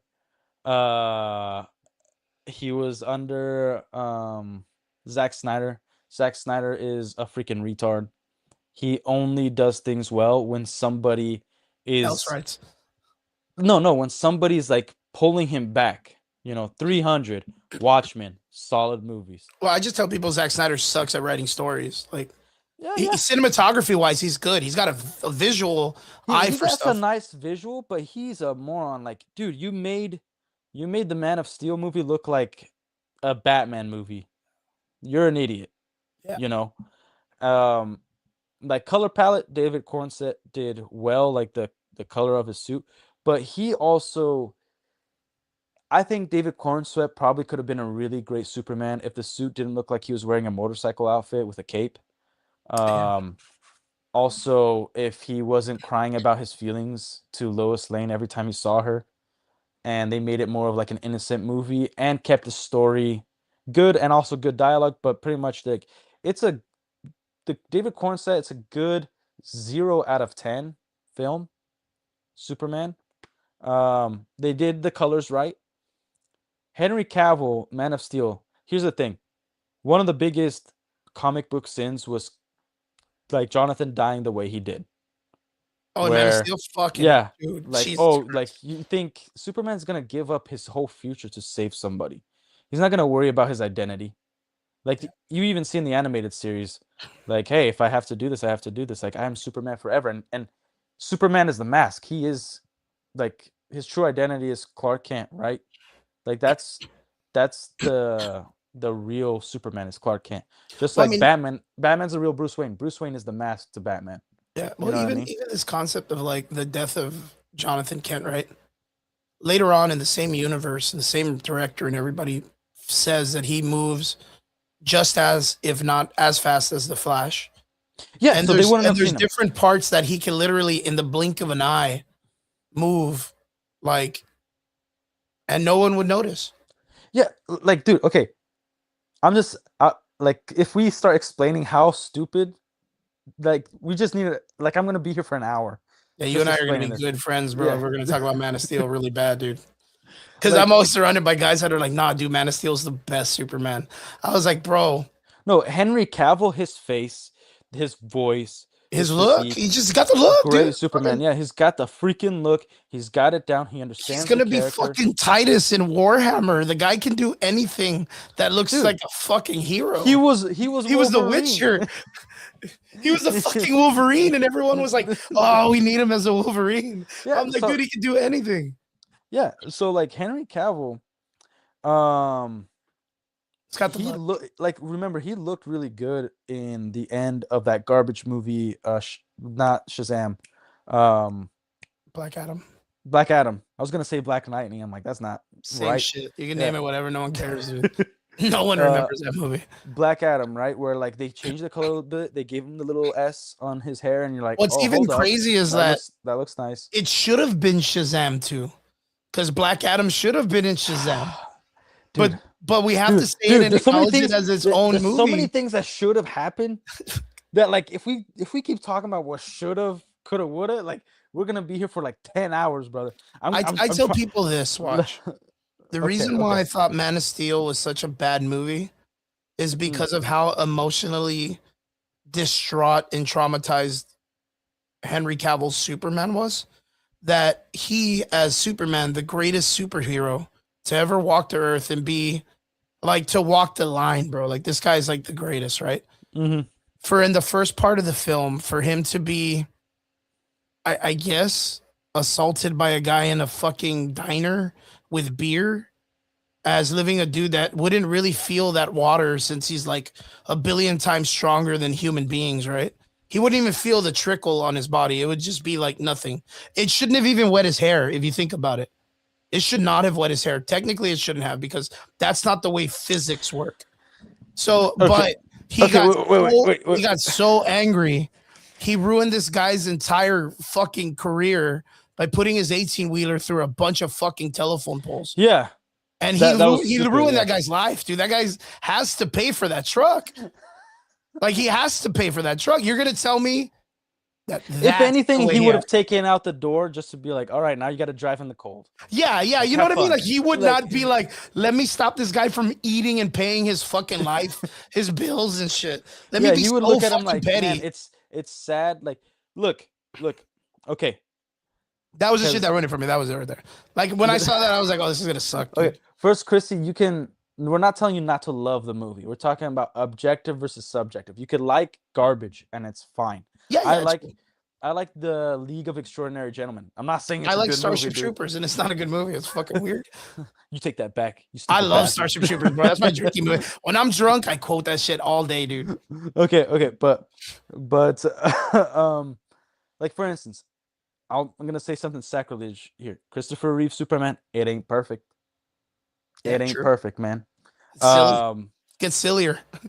Yeah, like well, to your point, he goes back to the diner and literally beats up a guy because he was disrespecting him and Lois. Lois Lane, yeah. You know, on Superman. After he gets his powers Yeah. taken away, gets his shit kicked in, right? Yeah. Yeah. Great idea, And bro. then when he gets his powers back, he goes and like takes care of the dude, and it's like, yeah, that's not something he would do, you know. No, Like, fuck no. like, so let me try to stay in the pocket of that question. Okay, It is Man a of great Steel. fucking movie.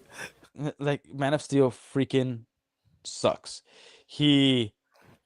It's too dark. The lines suck. It's too easy for Lois Lane to figure out who he is. Like even when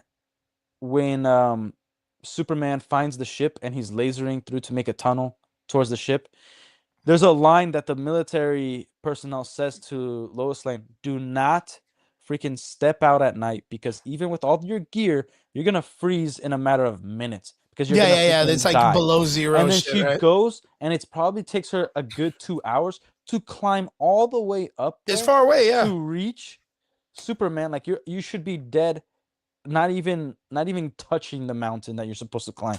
And she just Like, had a coat on and a fucking beanie, right? yeah, ridiculous. I think Amy Adams was one of the worst cast Lois Lanes to ever exist. Well, she was more like a what is it, like a MacGuffin than a No, character. yeah, and like I somewhat enjoyed Zod and Yeah. the new take on Krypton, The right? the separation in classes and Yeah, all that yeah. stuff. Yeah. Like it seems Codex or like whatever the it fuck seems that like means. yeah, it seems like right before um there's a book, I forgot what it's called, but there's a book about a society where people are engineered by birth. Nobody has sex the regular way to have kids. Um, It's the I dark city. no, it's actually a very simple title. It's like it's a very regular title. I forgot the name of the book, but it's about this dude who he kind of there's like a place where they send like all these weird thinkers away, but Mhm. society, like there's no religion, like Oh, that's having Equilibrium. no, Do you remember Equilibrium is that fucking different. movie with Christian Bale Yeah, and the yeah, yeah. guns and shit? Yeah, I actually just watched that like 2 weeks ago. You never seen it before? No, I just watched it because I was like, I need to remember how goofy this Oh, but movie was. Equilibrium was the same thing. The society takes pills. They keep everybody Yeah, but they still simple-minded. able Like to if have you kind of sex like, and stuff like if you're a that. free thinker, you're a fucking no guy. Like, but you Yeah, can yeah. know gun kung fu. You Yeah, can so fucking all the one-hit same bullets or concept. whatever. Yeah. All the same I love concept that movie. for It was V for it's a Vendetta it's a before fun V for movie. Yeah. Vendetta. Yeah, and Sean Bean is in it, so how is it not Yeah, a yeah, good you movie, can't beat it. Yeah, and so here's the problem. The Man of Steel, like, okay, Zod is trying to convince Superman to join him, and then he gives him a nightmare of skulls and the death of everything he loves. Not really a way to convince a dude to join Yeah, your cause, right? yeah. Um, he also has all the military training plus the powers of Superman.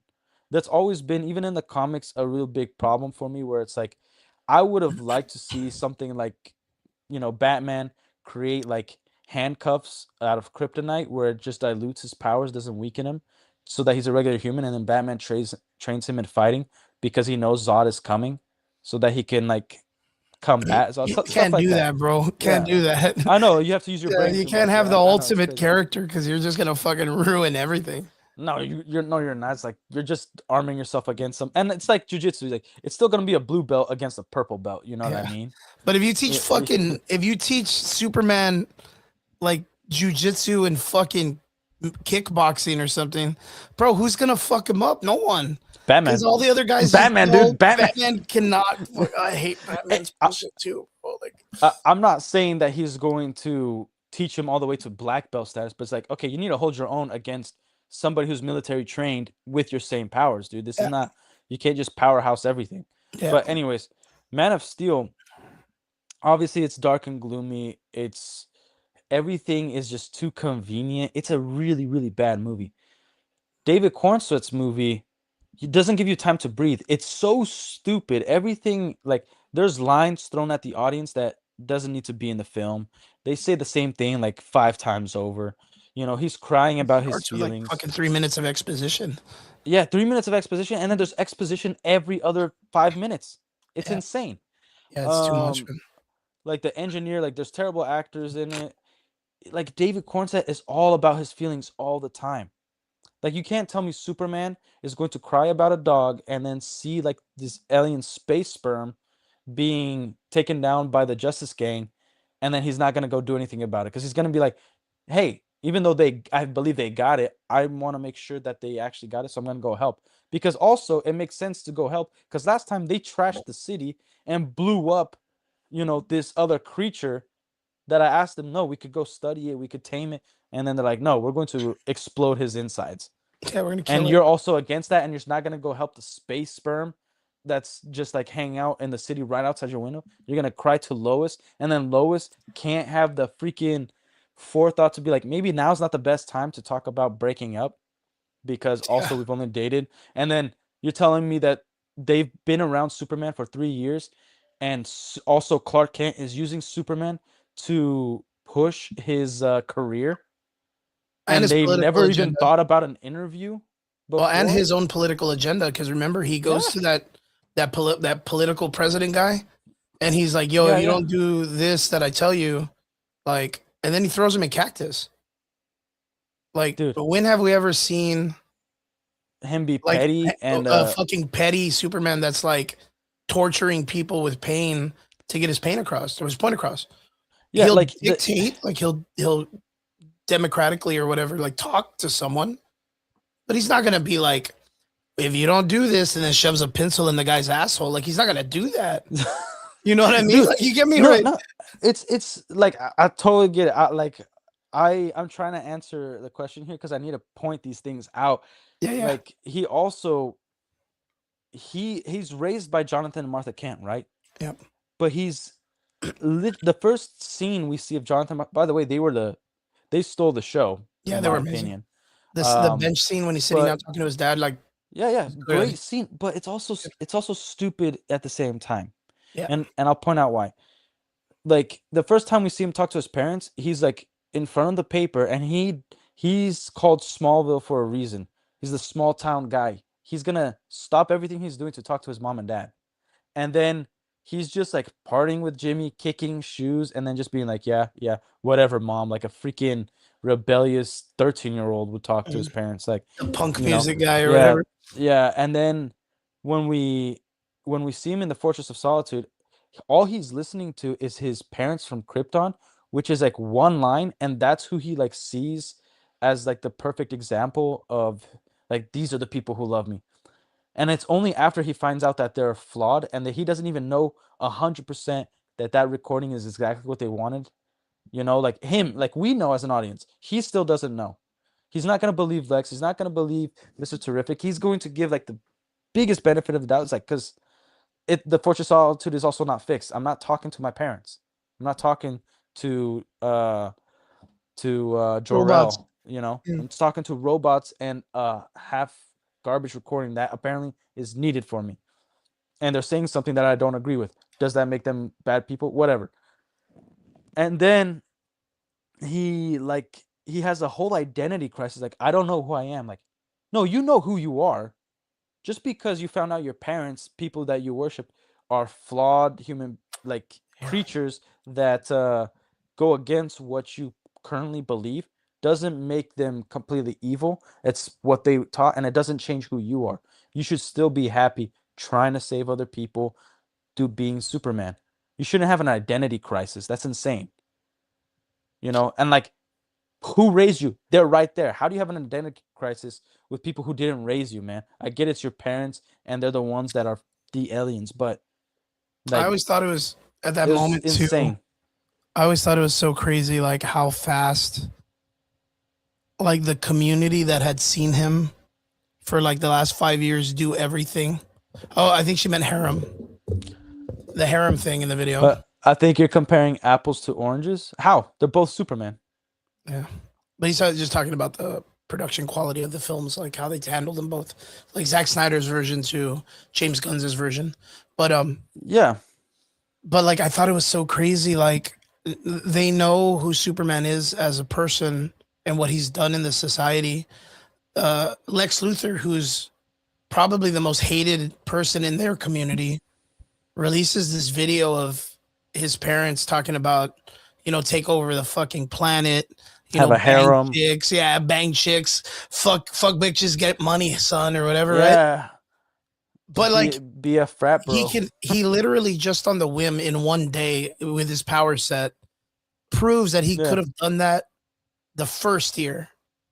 And we're like fucking, how many years was it that they'd known Superman? Like 12, 7, or they get in the expo that No, Superman had been it's only around. been 3 years. Well, 3 years is more than enough because he could have fucking Yeah, yeah. conquered the world in 10 months, dude.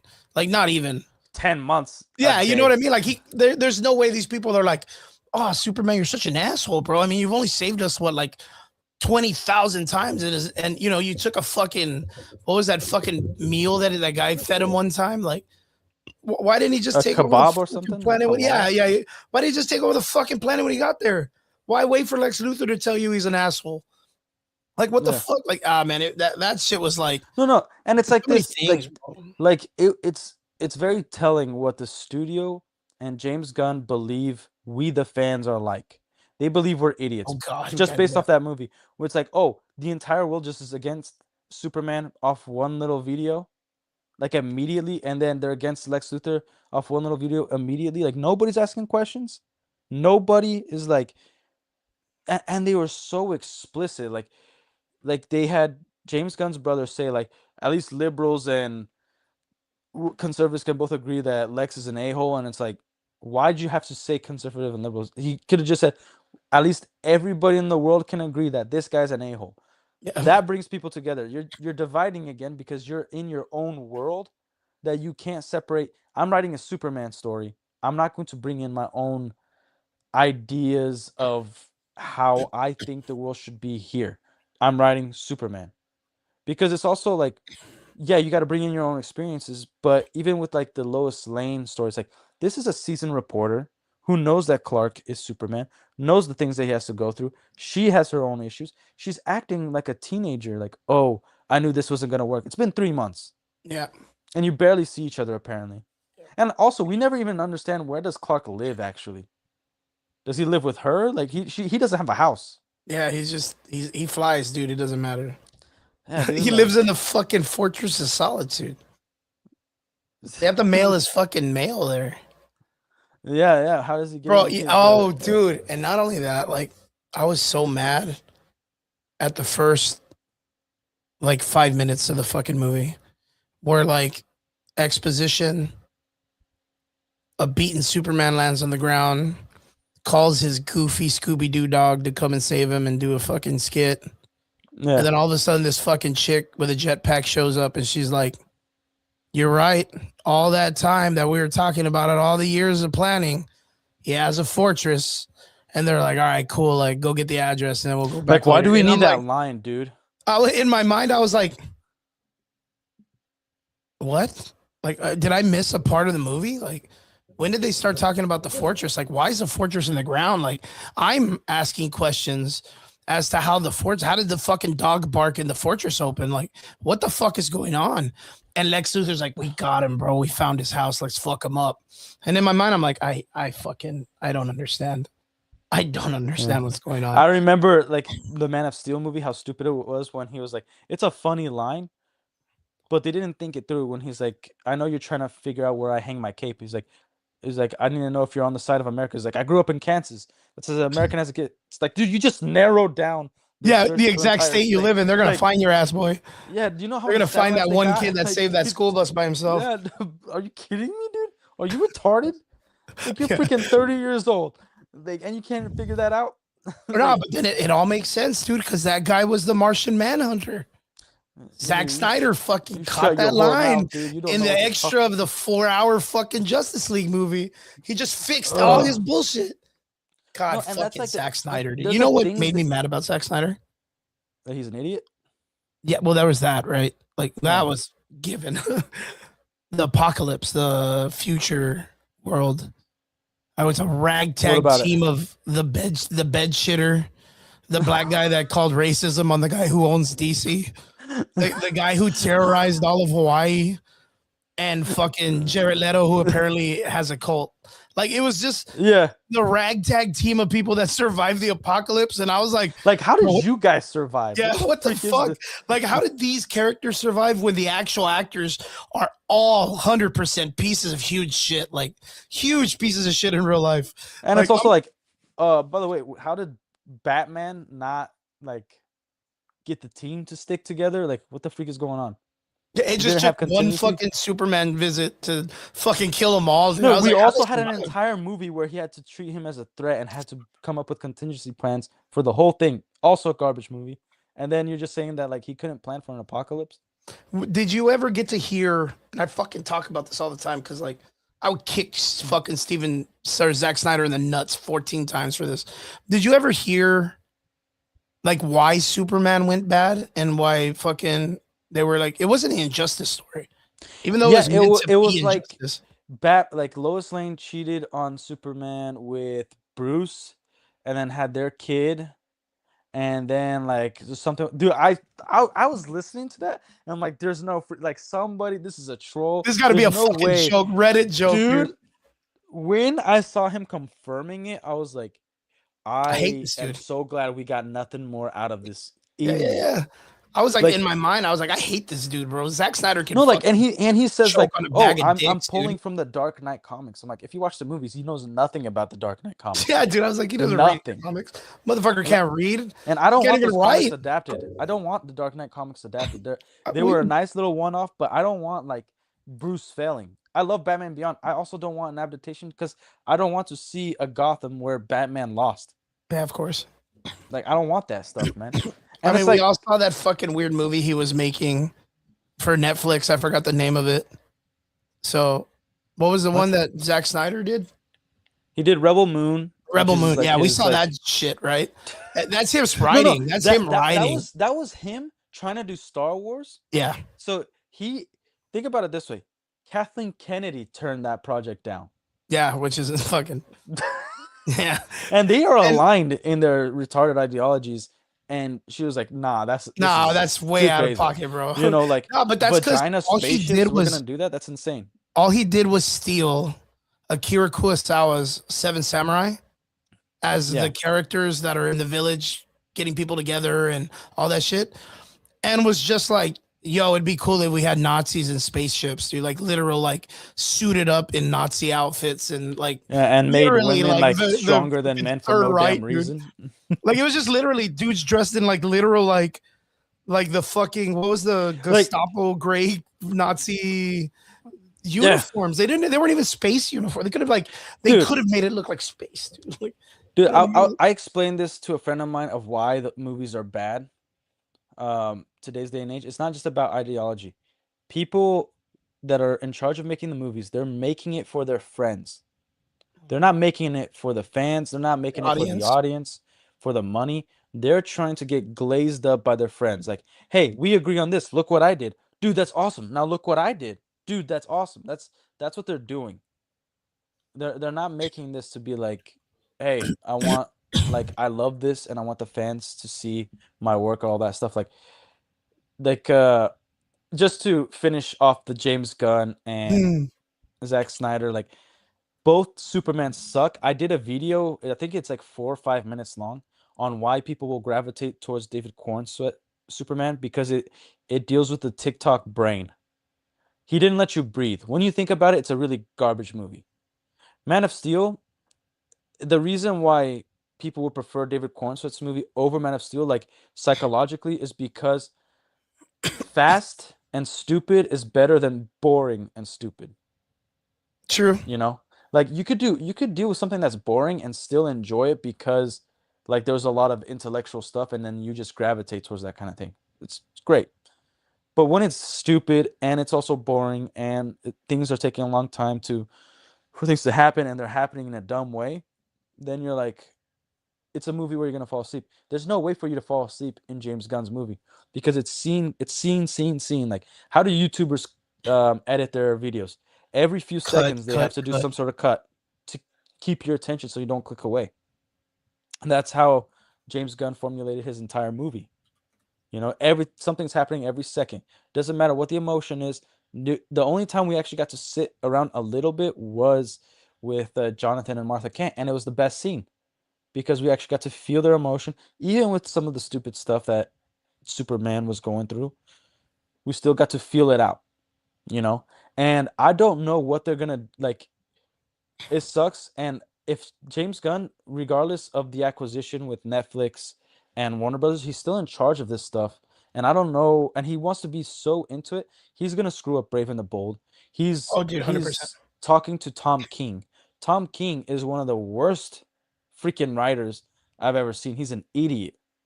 Okay. Well, I mean, even talking about it, the girl that they just brought in, you know who she is? The No, one that's gonna write the script for it is. I heard about it. It's her name his is chick. Christina Hodson. I already hate Uh, it. she's the one that wrote Birds of Prey, Oh, The Flash, the fucking yeah, The Flash, dude. so like the Uh, worst movies that nobody even remembers of Bumblebee. superhero and Bumblebee. Bumblebee is It's overhyped. They just have the good 10 minutes of like the art looking like yeah, original Transformers, but the entire movie is freaking stupid. but yeah, she wrote the screenplay for The Flash. She was a writer in Birds of Prey and the fabulous Emancipation of One Harley Quinn. Bumblebee, Unforgettable, Shut In, and Like, why are they hiring this chick? Like, this is failing upwards.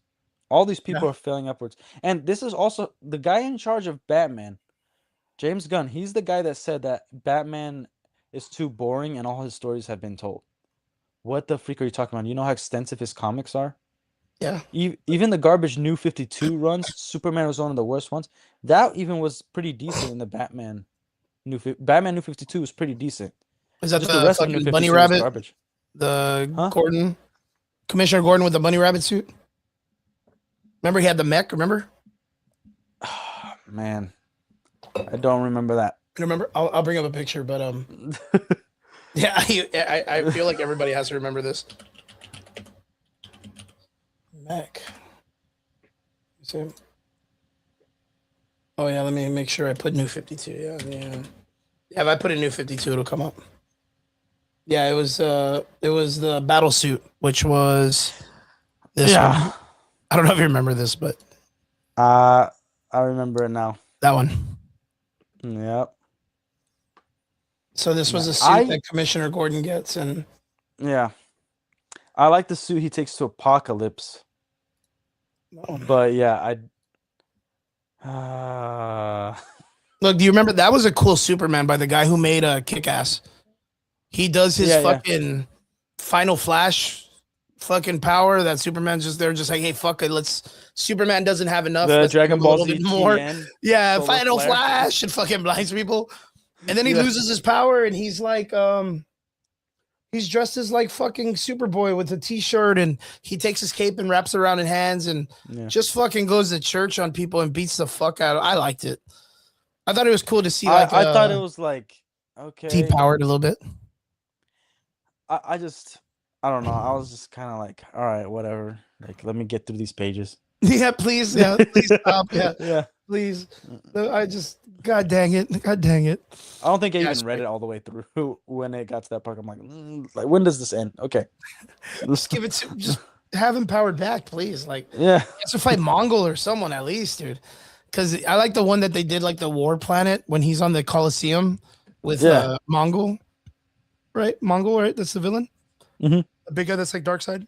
And he has to be like a gladiator. Yeah. He's got the badass armor with the Superman chest like logo on it. Like, Yeah. I like that fucking version, dude. Like, I like the war shit, which is like the Wonder Woman kind of like tribalisms of the characters. But yeah, Yeah. they brought this chick in for the Batman Birds of Prey film, or Brave and the Bold. I'm Brave.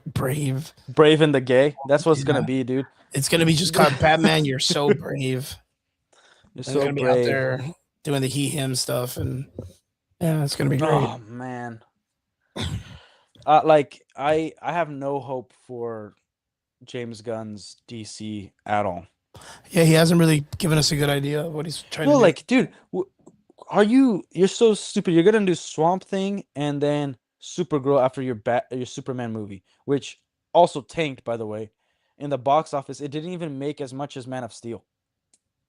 Like, that freaking sucks. And like you're not going with the big three right off the bat, so that we can have an understanding of what your vision is for the DCEU. And we're gonna get this like great. Lobo looks awesome. I want to see Lobo. I've always wanted to see Lobo. Do I want to see an entire Lobo movie? And it's telling if the only thing I'm excited for the Supergirl movie is to see Lobo. Like, I don't even care about the main character, man. Yeah. Like, the only reason I went to watch Black Adam, I knew it was gonna be garbage, was because I heard James Bond was Dr. Spectre. Fate. Or Yeah. go through. Yeah, Doctor Fate.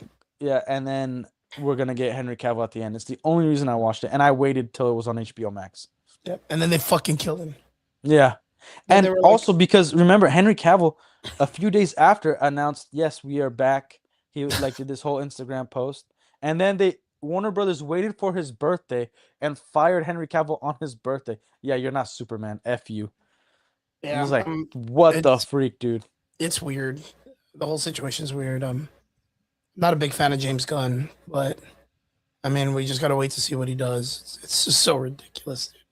So Yeah. fucking ridiculous. But yeah. Well, we got a good talk set, man. It's gonna be fine. It's gonna be 2 hours in. I feel like we talked about. We didn't even really talk about all the stuff that we were gonna even talk about. So that We was could keep. I'm okay. Keep going if it's up to you, man. It's your show. Like, no. I usually do about 2 hours. I don't want it to go too late. I know it's 11 o'clock for you about right now, right? yeah, but I'm chilling, dude. I've gone Yeah, 10 you're like I hours. do fucking 8 hour episodes, Yeah, crispy. yeah, Like I do. I go you're crazy. crazy, dude. You're crazy. Actually, But I only do them at night, like super late at true. night, because I got kids and work and stuff. Yeah. Mm. We'll bring up one more conversation. This is something important because I know you're like me. You kind of talk about this stuff a lot already. You're a Star Wars fan like myself, so Yeah. Kathleen Kennedy recently came out retiring from the position. You know, passing the torch. Dave Filoni and some other weird chick who nobody knows, but I guess gets put in the limelight with Dave Filoni.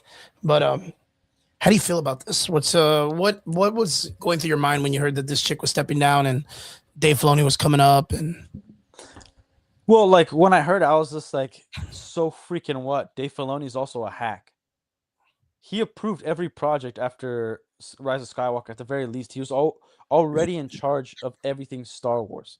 So the Acolyte, the freaking Kenobi show, everything we've gotten has Dave Filoni. And the thing that Dave Filoni touched the least on was Andor, and that failed. But it was the most well written of anything Star Wars that we've gotten since George Lucas. true.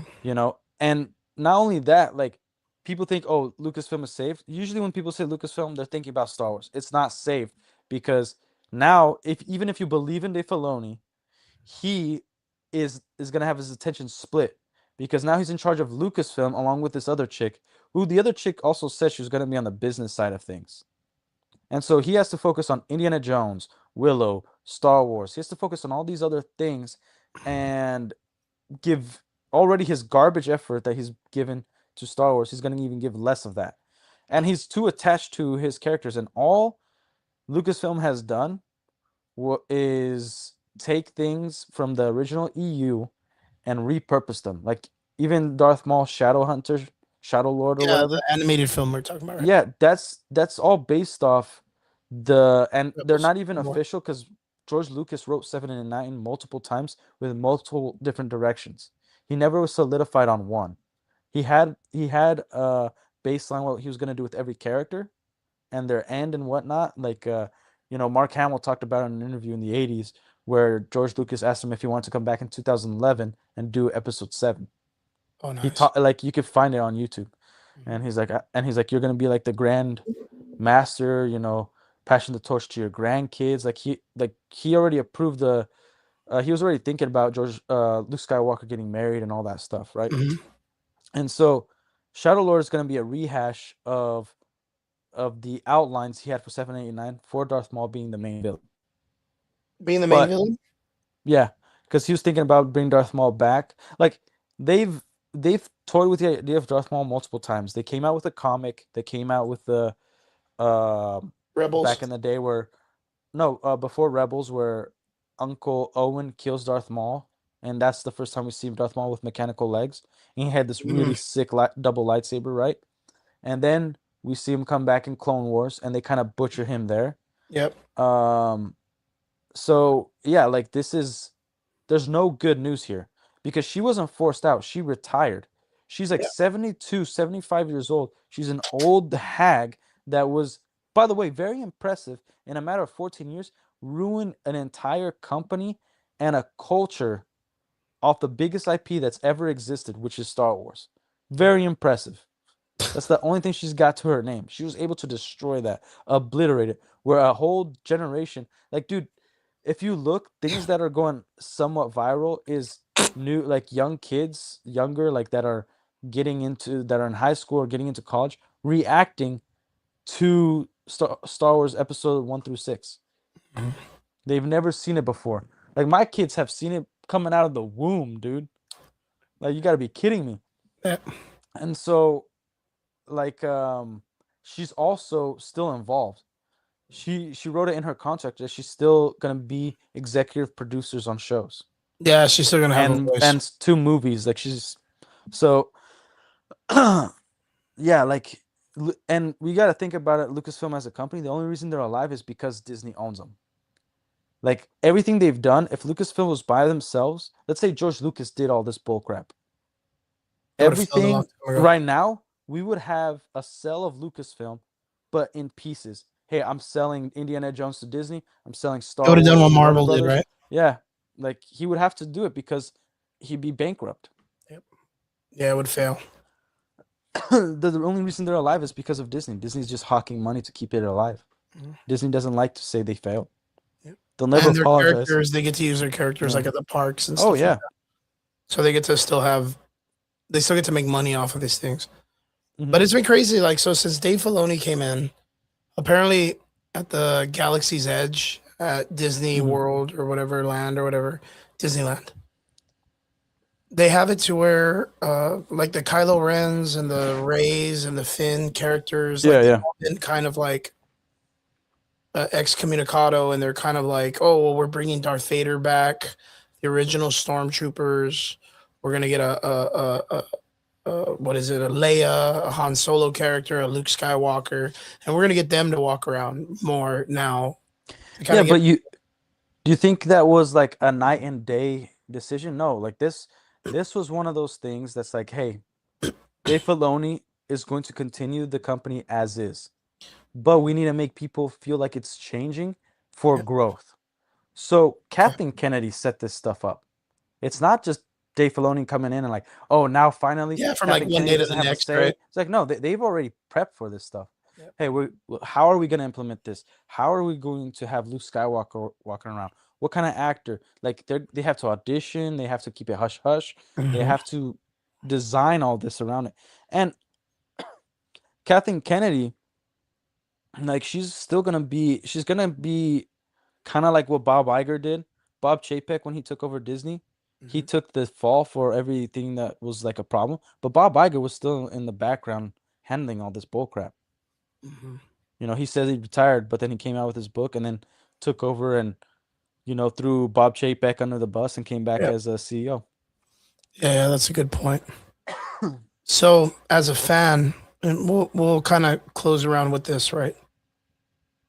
Where do you see Star Wars going from here? Do you see it coming back to the top, coming back to Oh, its no. original vibe, or do you think it just keeps digging itself in a hole?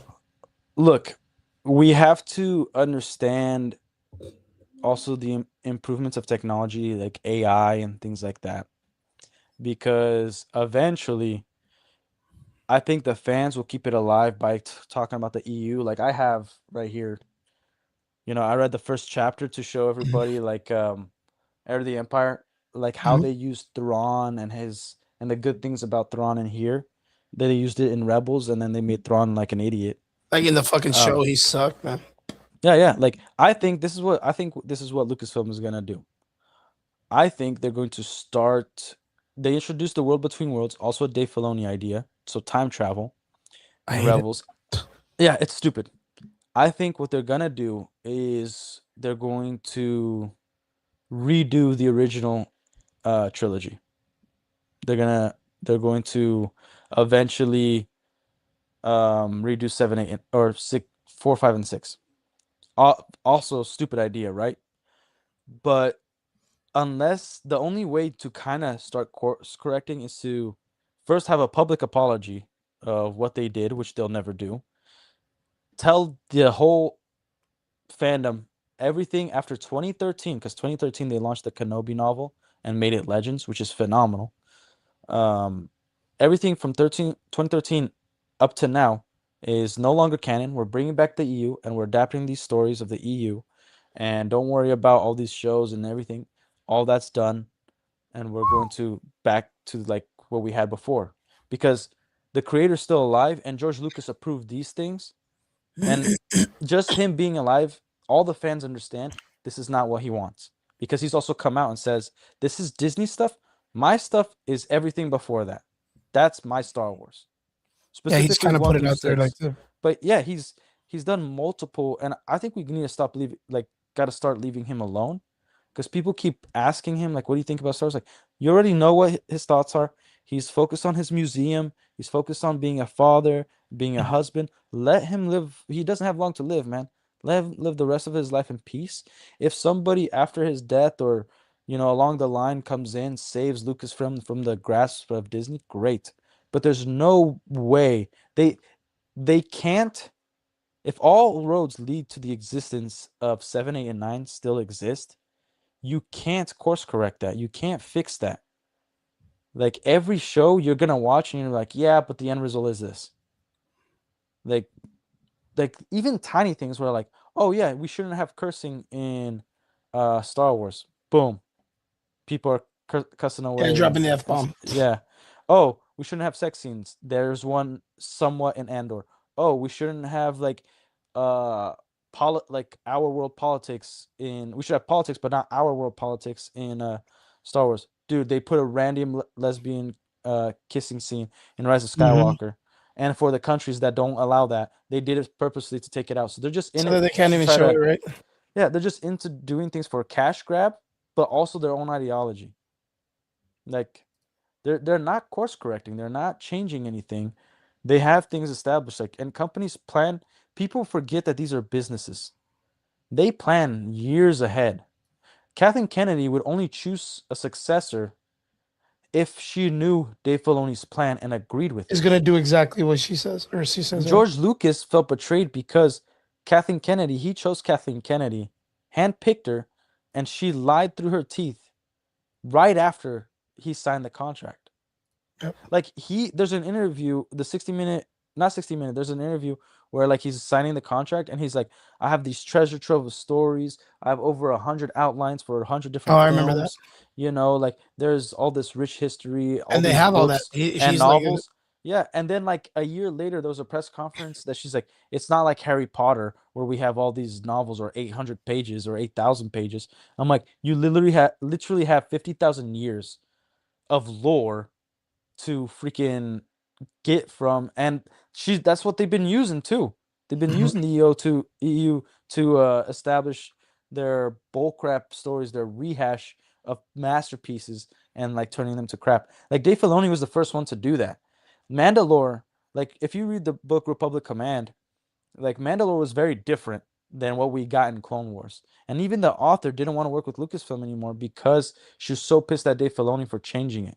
And then Dave Filoni made the excuse of like, well, it's a planet, everything is, you know, it's a big planet. But then Yep. later on, he's like, no, but all of Mandalore acts like this. And it's like, okay, then what the freak was that point? The point of you opening your mouth and talking about this stuff.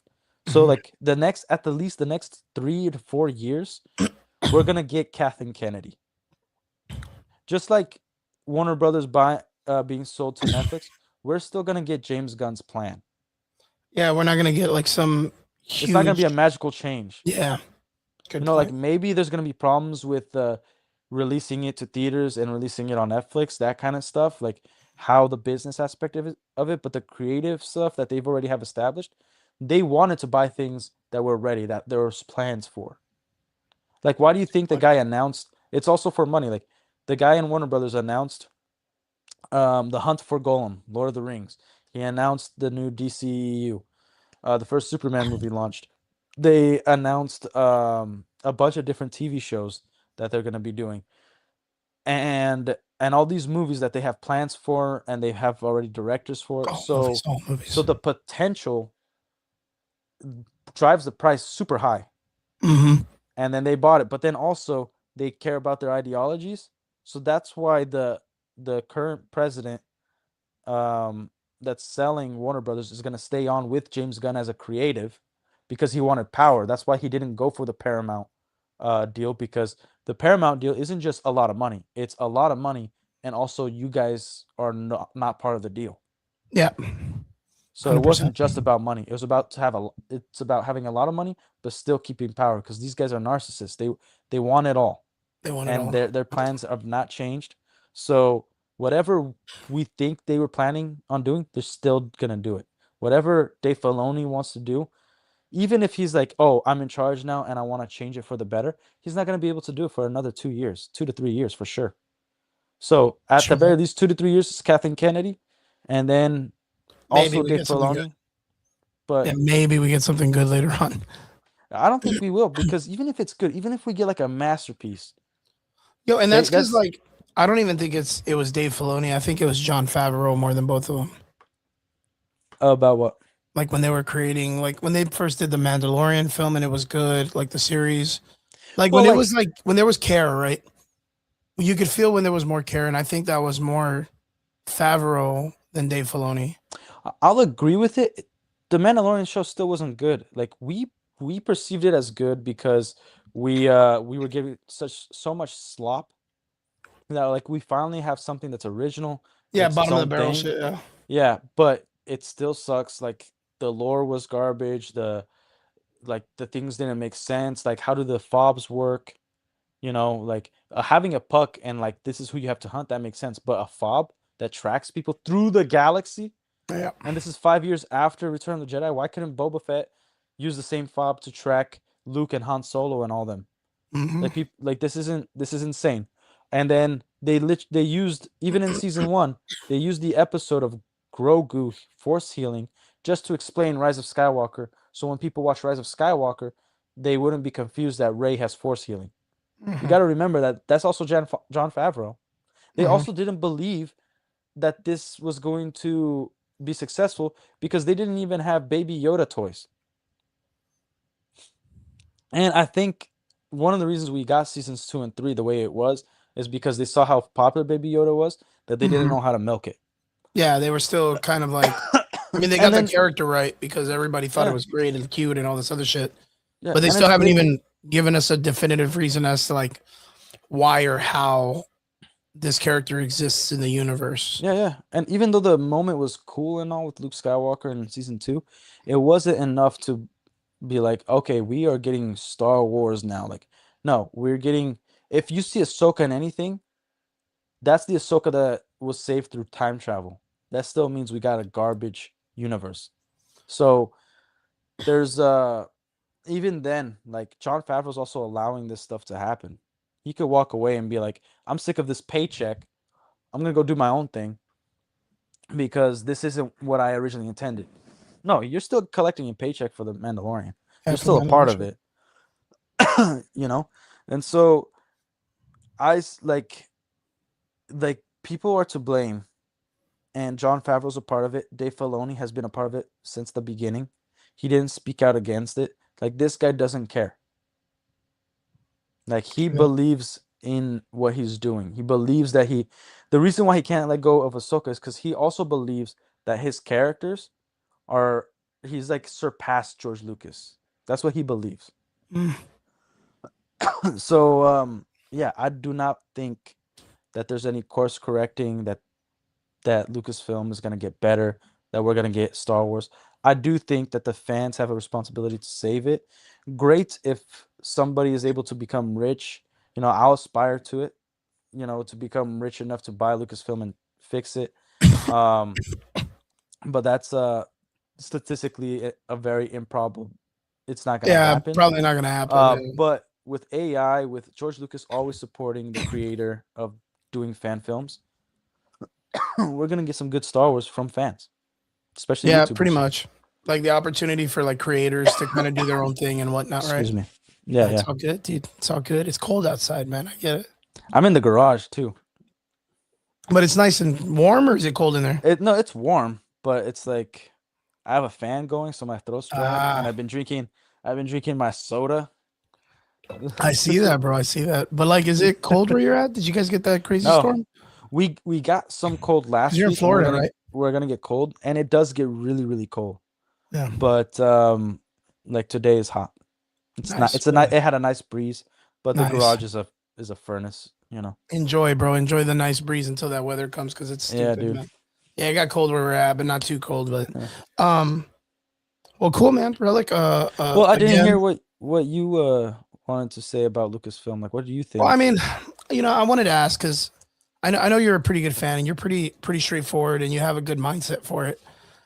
It's interesting that you're saying that that the allocation of them switching over to Dave Filoni, like that Kathleen Kennedy, it makes a lot of sense that that she would still be somewhat involved in all this stuff, and she's trying to do her like box checking on all her stupid shit, and them Hmm. not being successful with the last trilogy, but it's still having some type of like, I guess, like new age Star Wars fan base, and then playing like the political jargon of like, oh, well, you're one of the old school fans, so you guys, the toxic Star Wars fan base is always split and all this stuff. I tell people it's because of the fact that we never really got a definitive ending to the story that was created a long time ago. And then they came in and they allocated the new story to the three new trilogies. They weren't good. They systematically killed off all the original characters in such a weird way, and then told us that these characters that were put there were so much better, and they were so much better that they could do stuff with the Force that has never been done by people who were actually trained properly with it, and were able to do such fascinating things that Kylo Ren could grab a lightsaber from out of nowhere, pull it out, and then even be like, "Yeah, I know. I read the script and I didn't make sense," and then started fighting with it. And then like Finn, no fucking powers, was like, we got to go that way and blow up that thing because I know that that's creating the power because I feel it. And I'm like, oh, you should have just said, oh, we got to go that way because I read the script.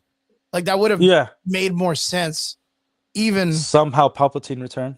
yeah, then Palpatine and No, that's literally a line. How he's did like, he I need return? these two fucking kids because I need power, even though I can create fucking 300 fucking star fleet destroyers and pull them out of the fucking ground with planet destroying lasers. But fuck these two kids. Like, I need to scoop them up. Like, it was a fucking sword or a knife that could just you stand on one random fucking spot that you found in the middle of a fucking Yeah, planet and and just pull the deterioration in the knife out and it oceans are just not gonna freaking do anything to and that the material. fucking rushing water is not going to change the fucking land, right?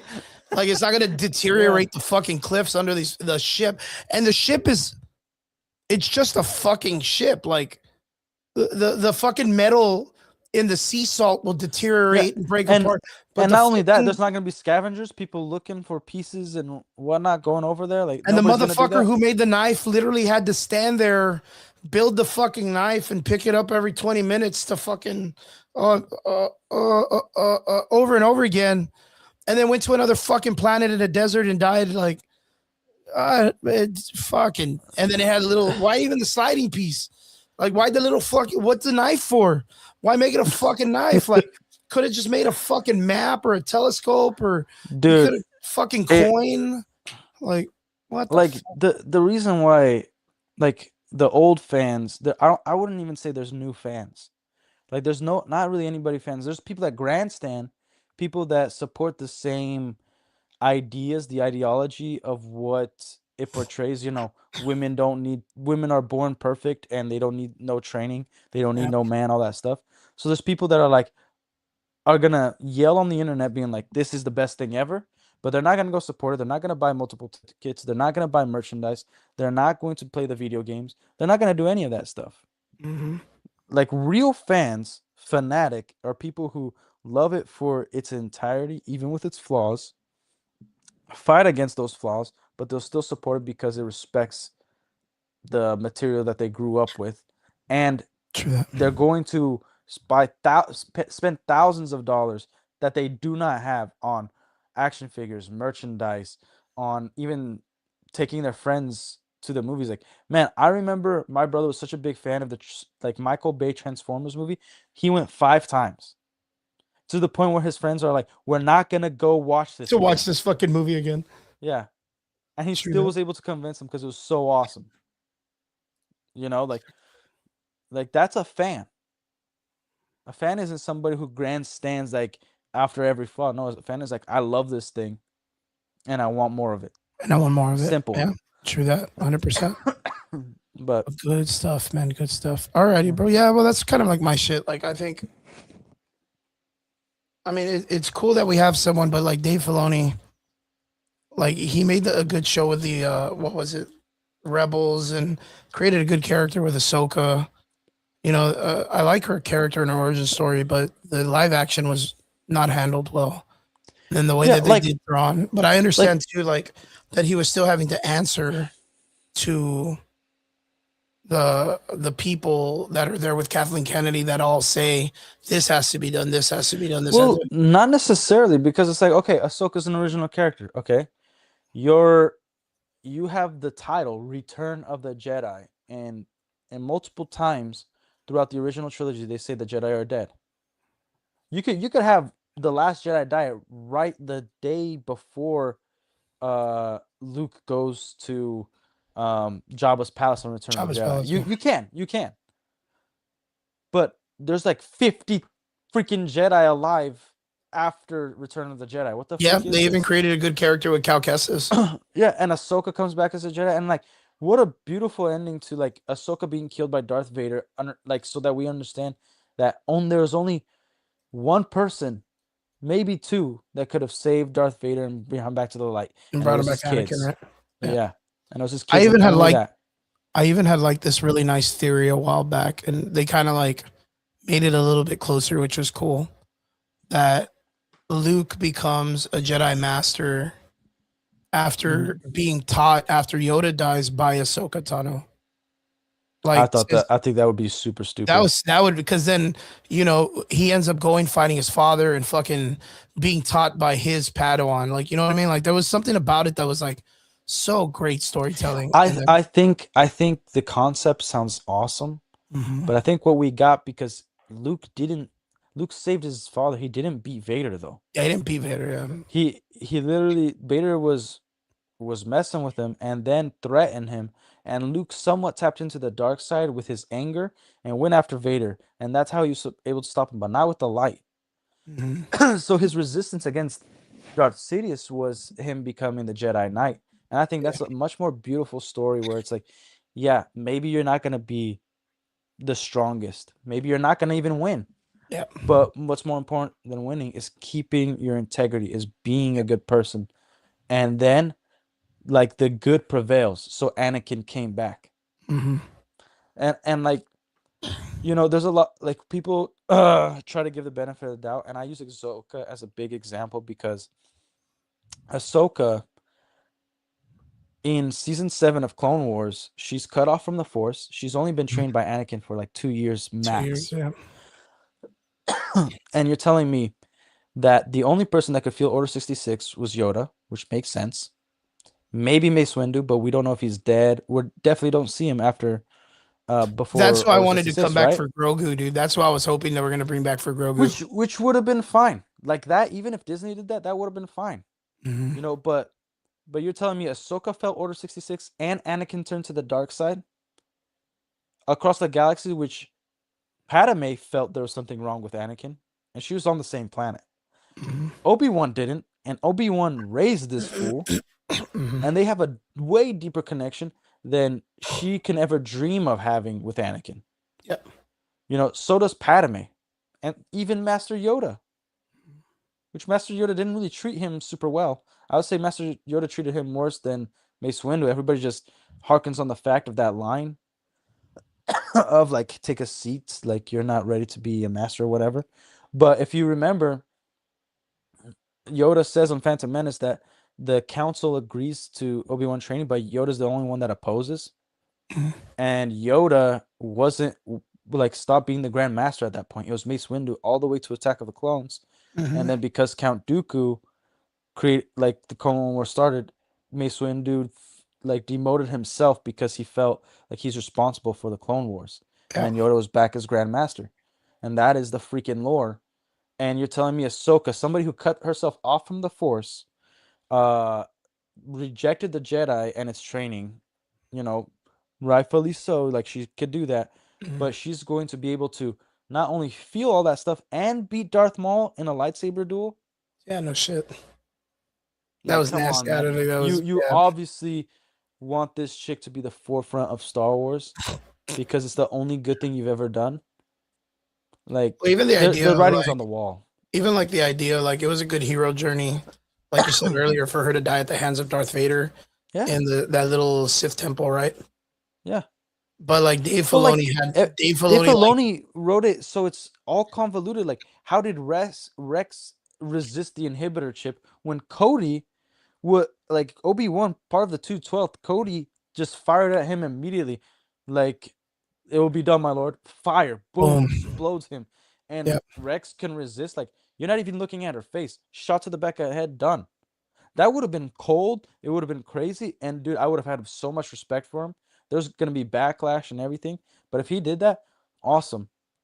But you, like, the clones also had orders. Like, that was also changed. If you look at the Battlefront 2 video games, there Mhm. was the journals that the clones would talk about, like when they executed Order 66. And then later they changed the lore to have inhibitor chips so that in case they resisted their order, it would push them to do that order through. So you can't actually Mhm. resist. Yeah, It's yeah, the you whole were gonna point of the have to do chip. it either way. Yeah, and Captain Rex, like, he was able to resist just so Ahsoka could be alive. That's so freaking convenient, man. Mary Sue kind of shit. Yeah. But yeah, yeah, and it's because like also Dave Filoni, like again, I remember after the show, like the Clone Wars? No, Yeah. was it Clone Wars when she dies? Yeah, Clone Yeah. Wars. No, Uh, no. Rebels. She dies in Rebels. yeah, he would Ahsoka, always right? go to Comic Cons and be like, Ahsoka lives and fucking the Return of Ahsoka. Like he was always wearing fucking Yeah. shirts, and no one knew this shit was gonna happen.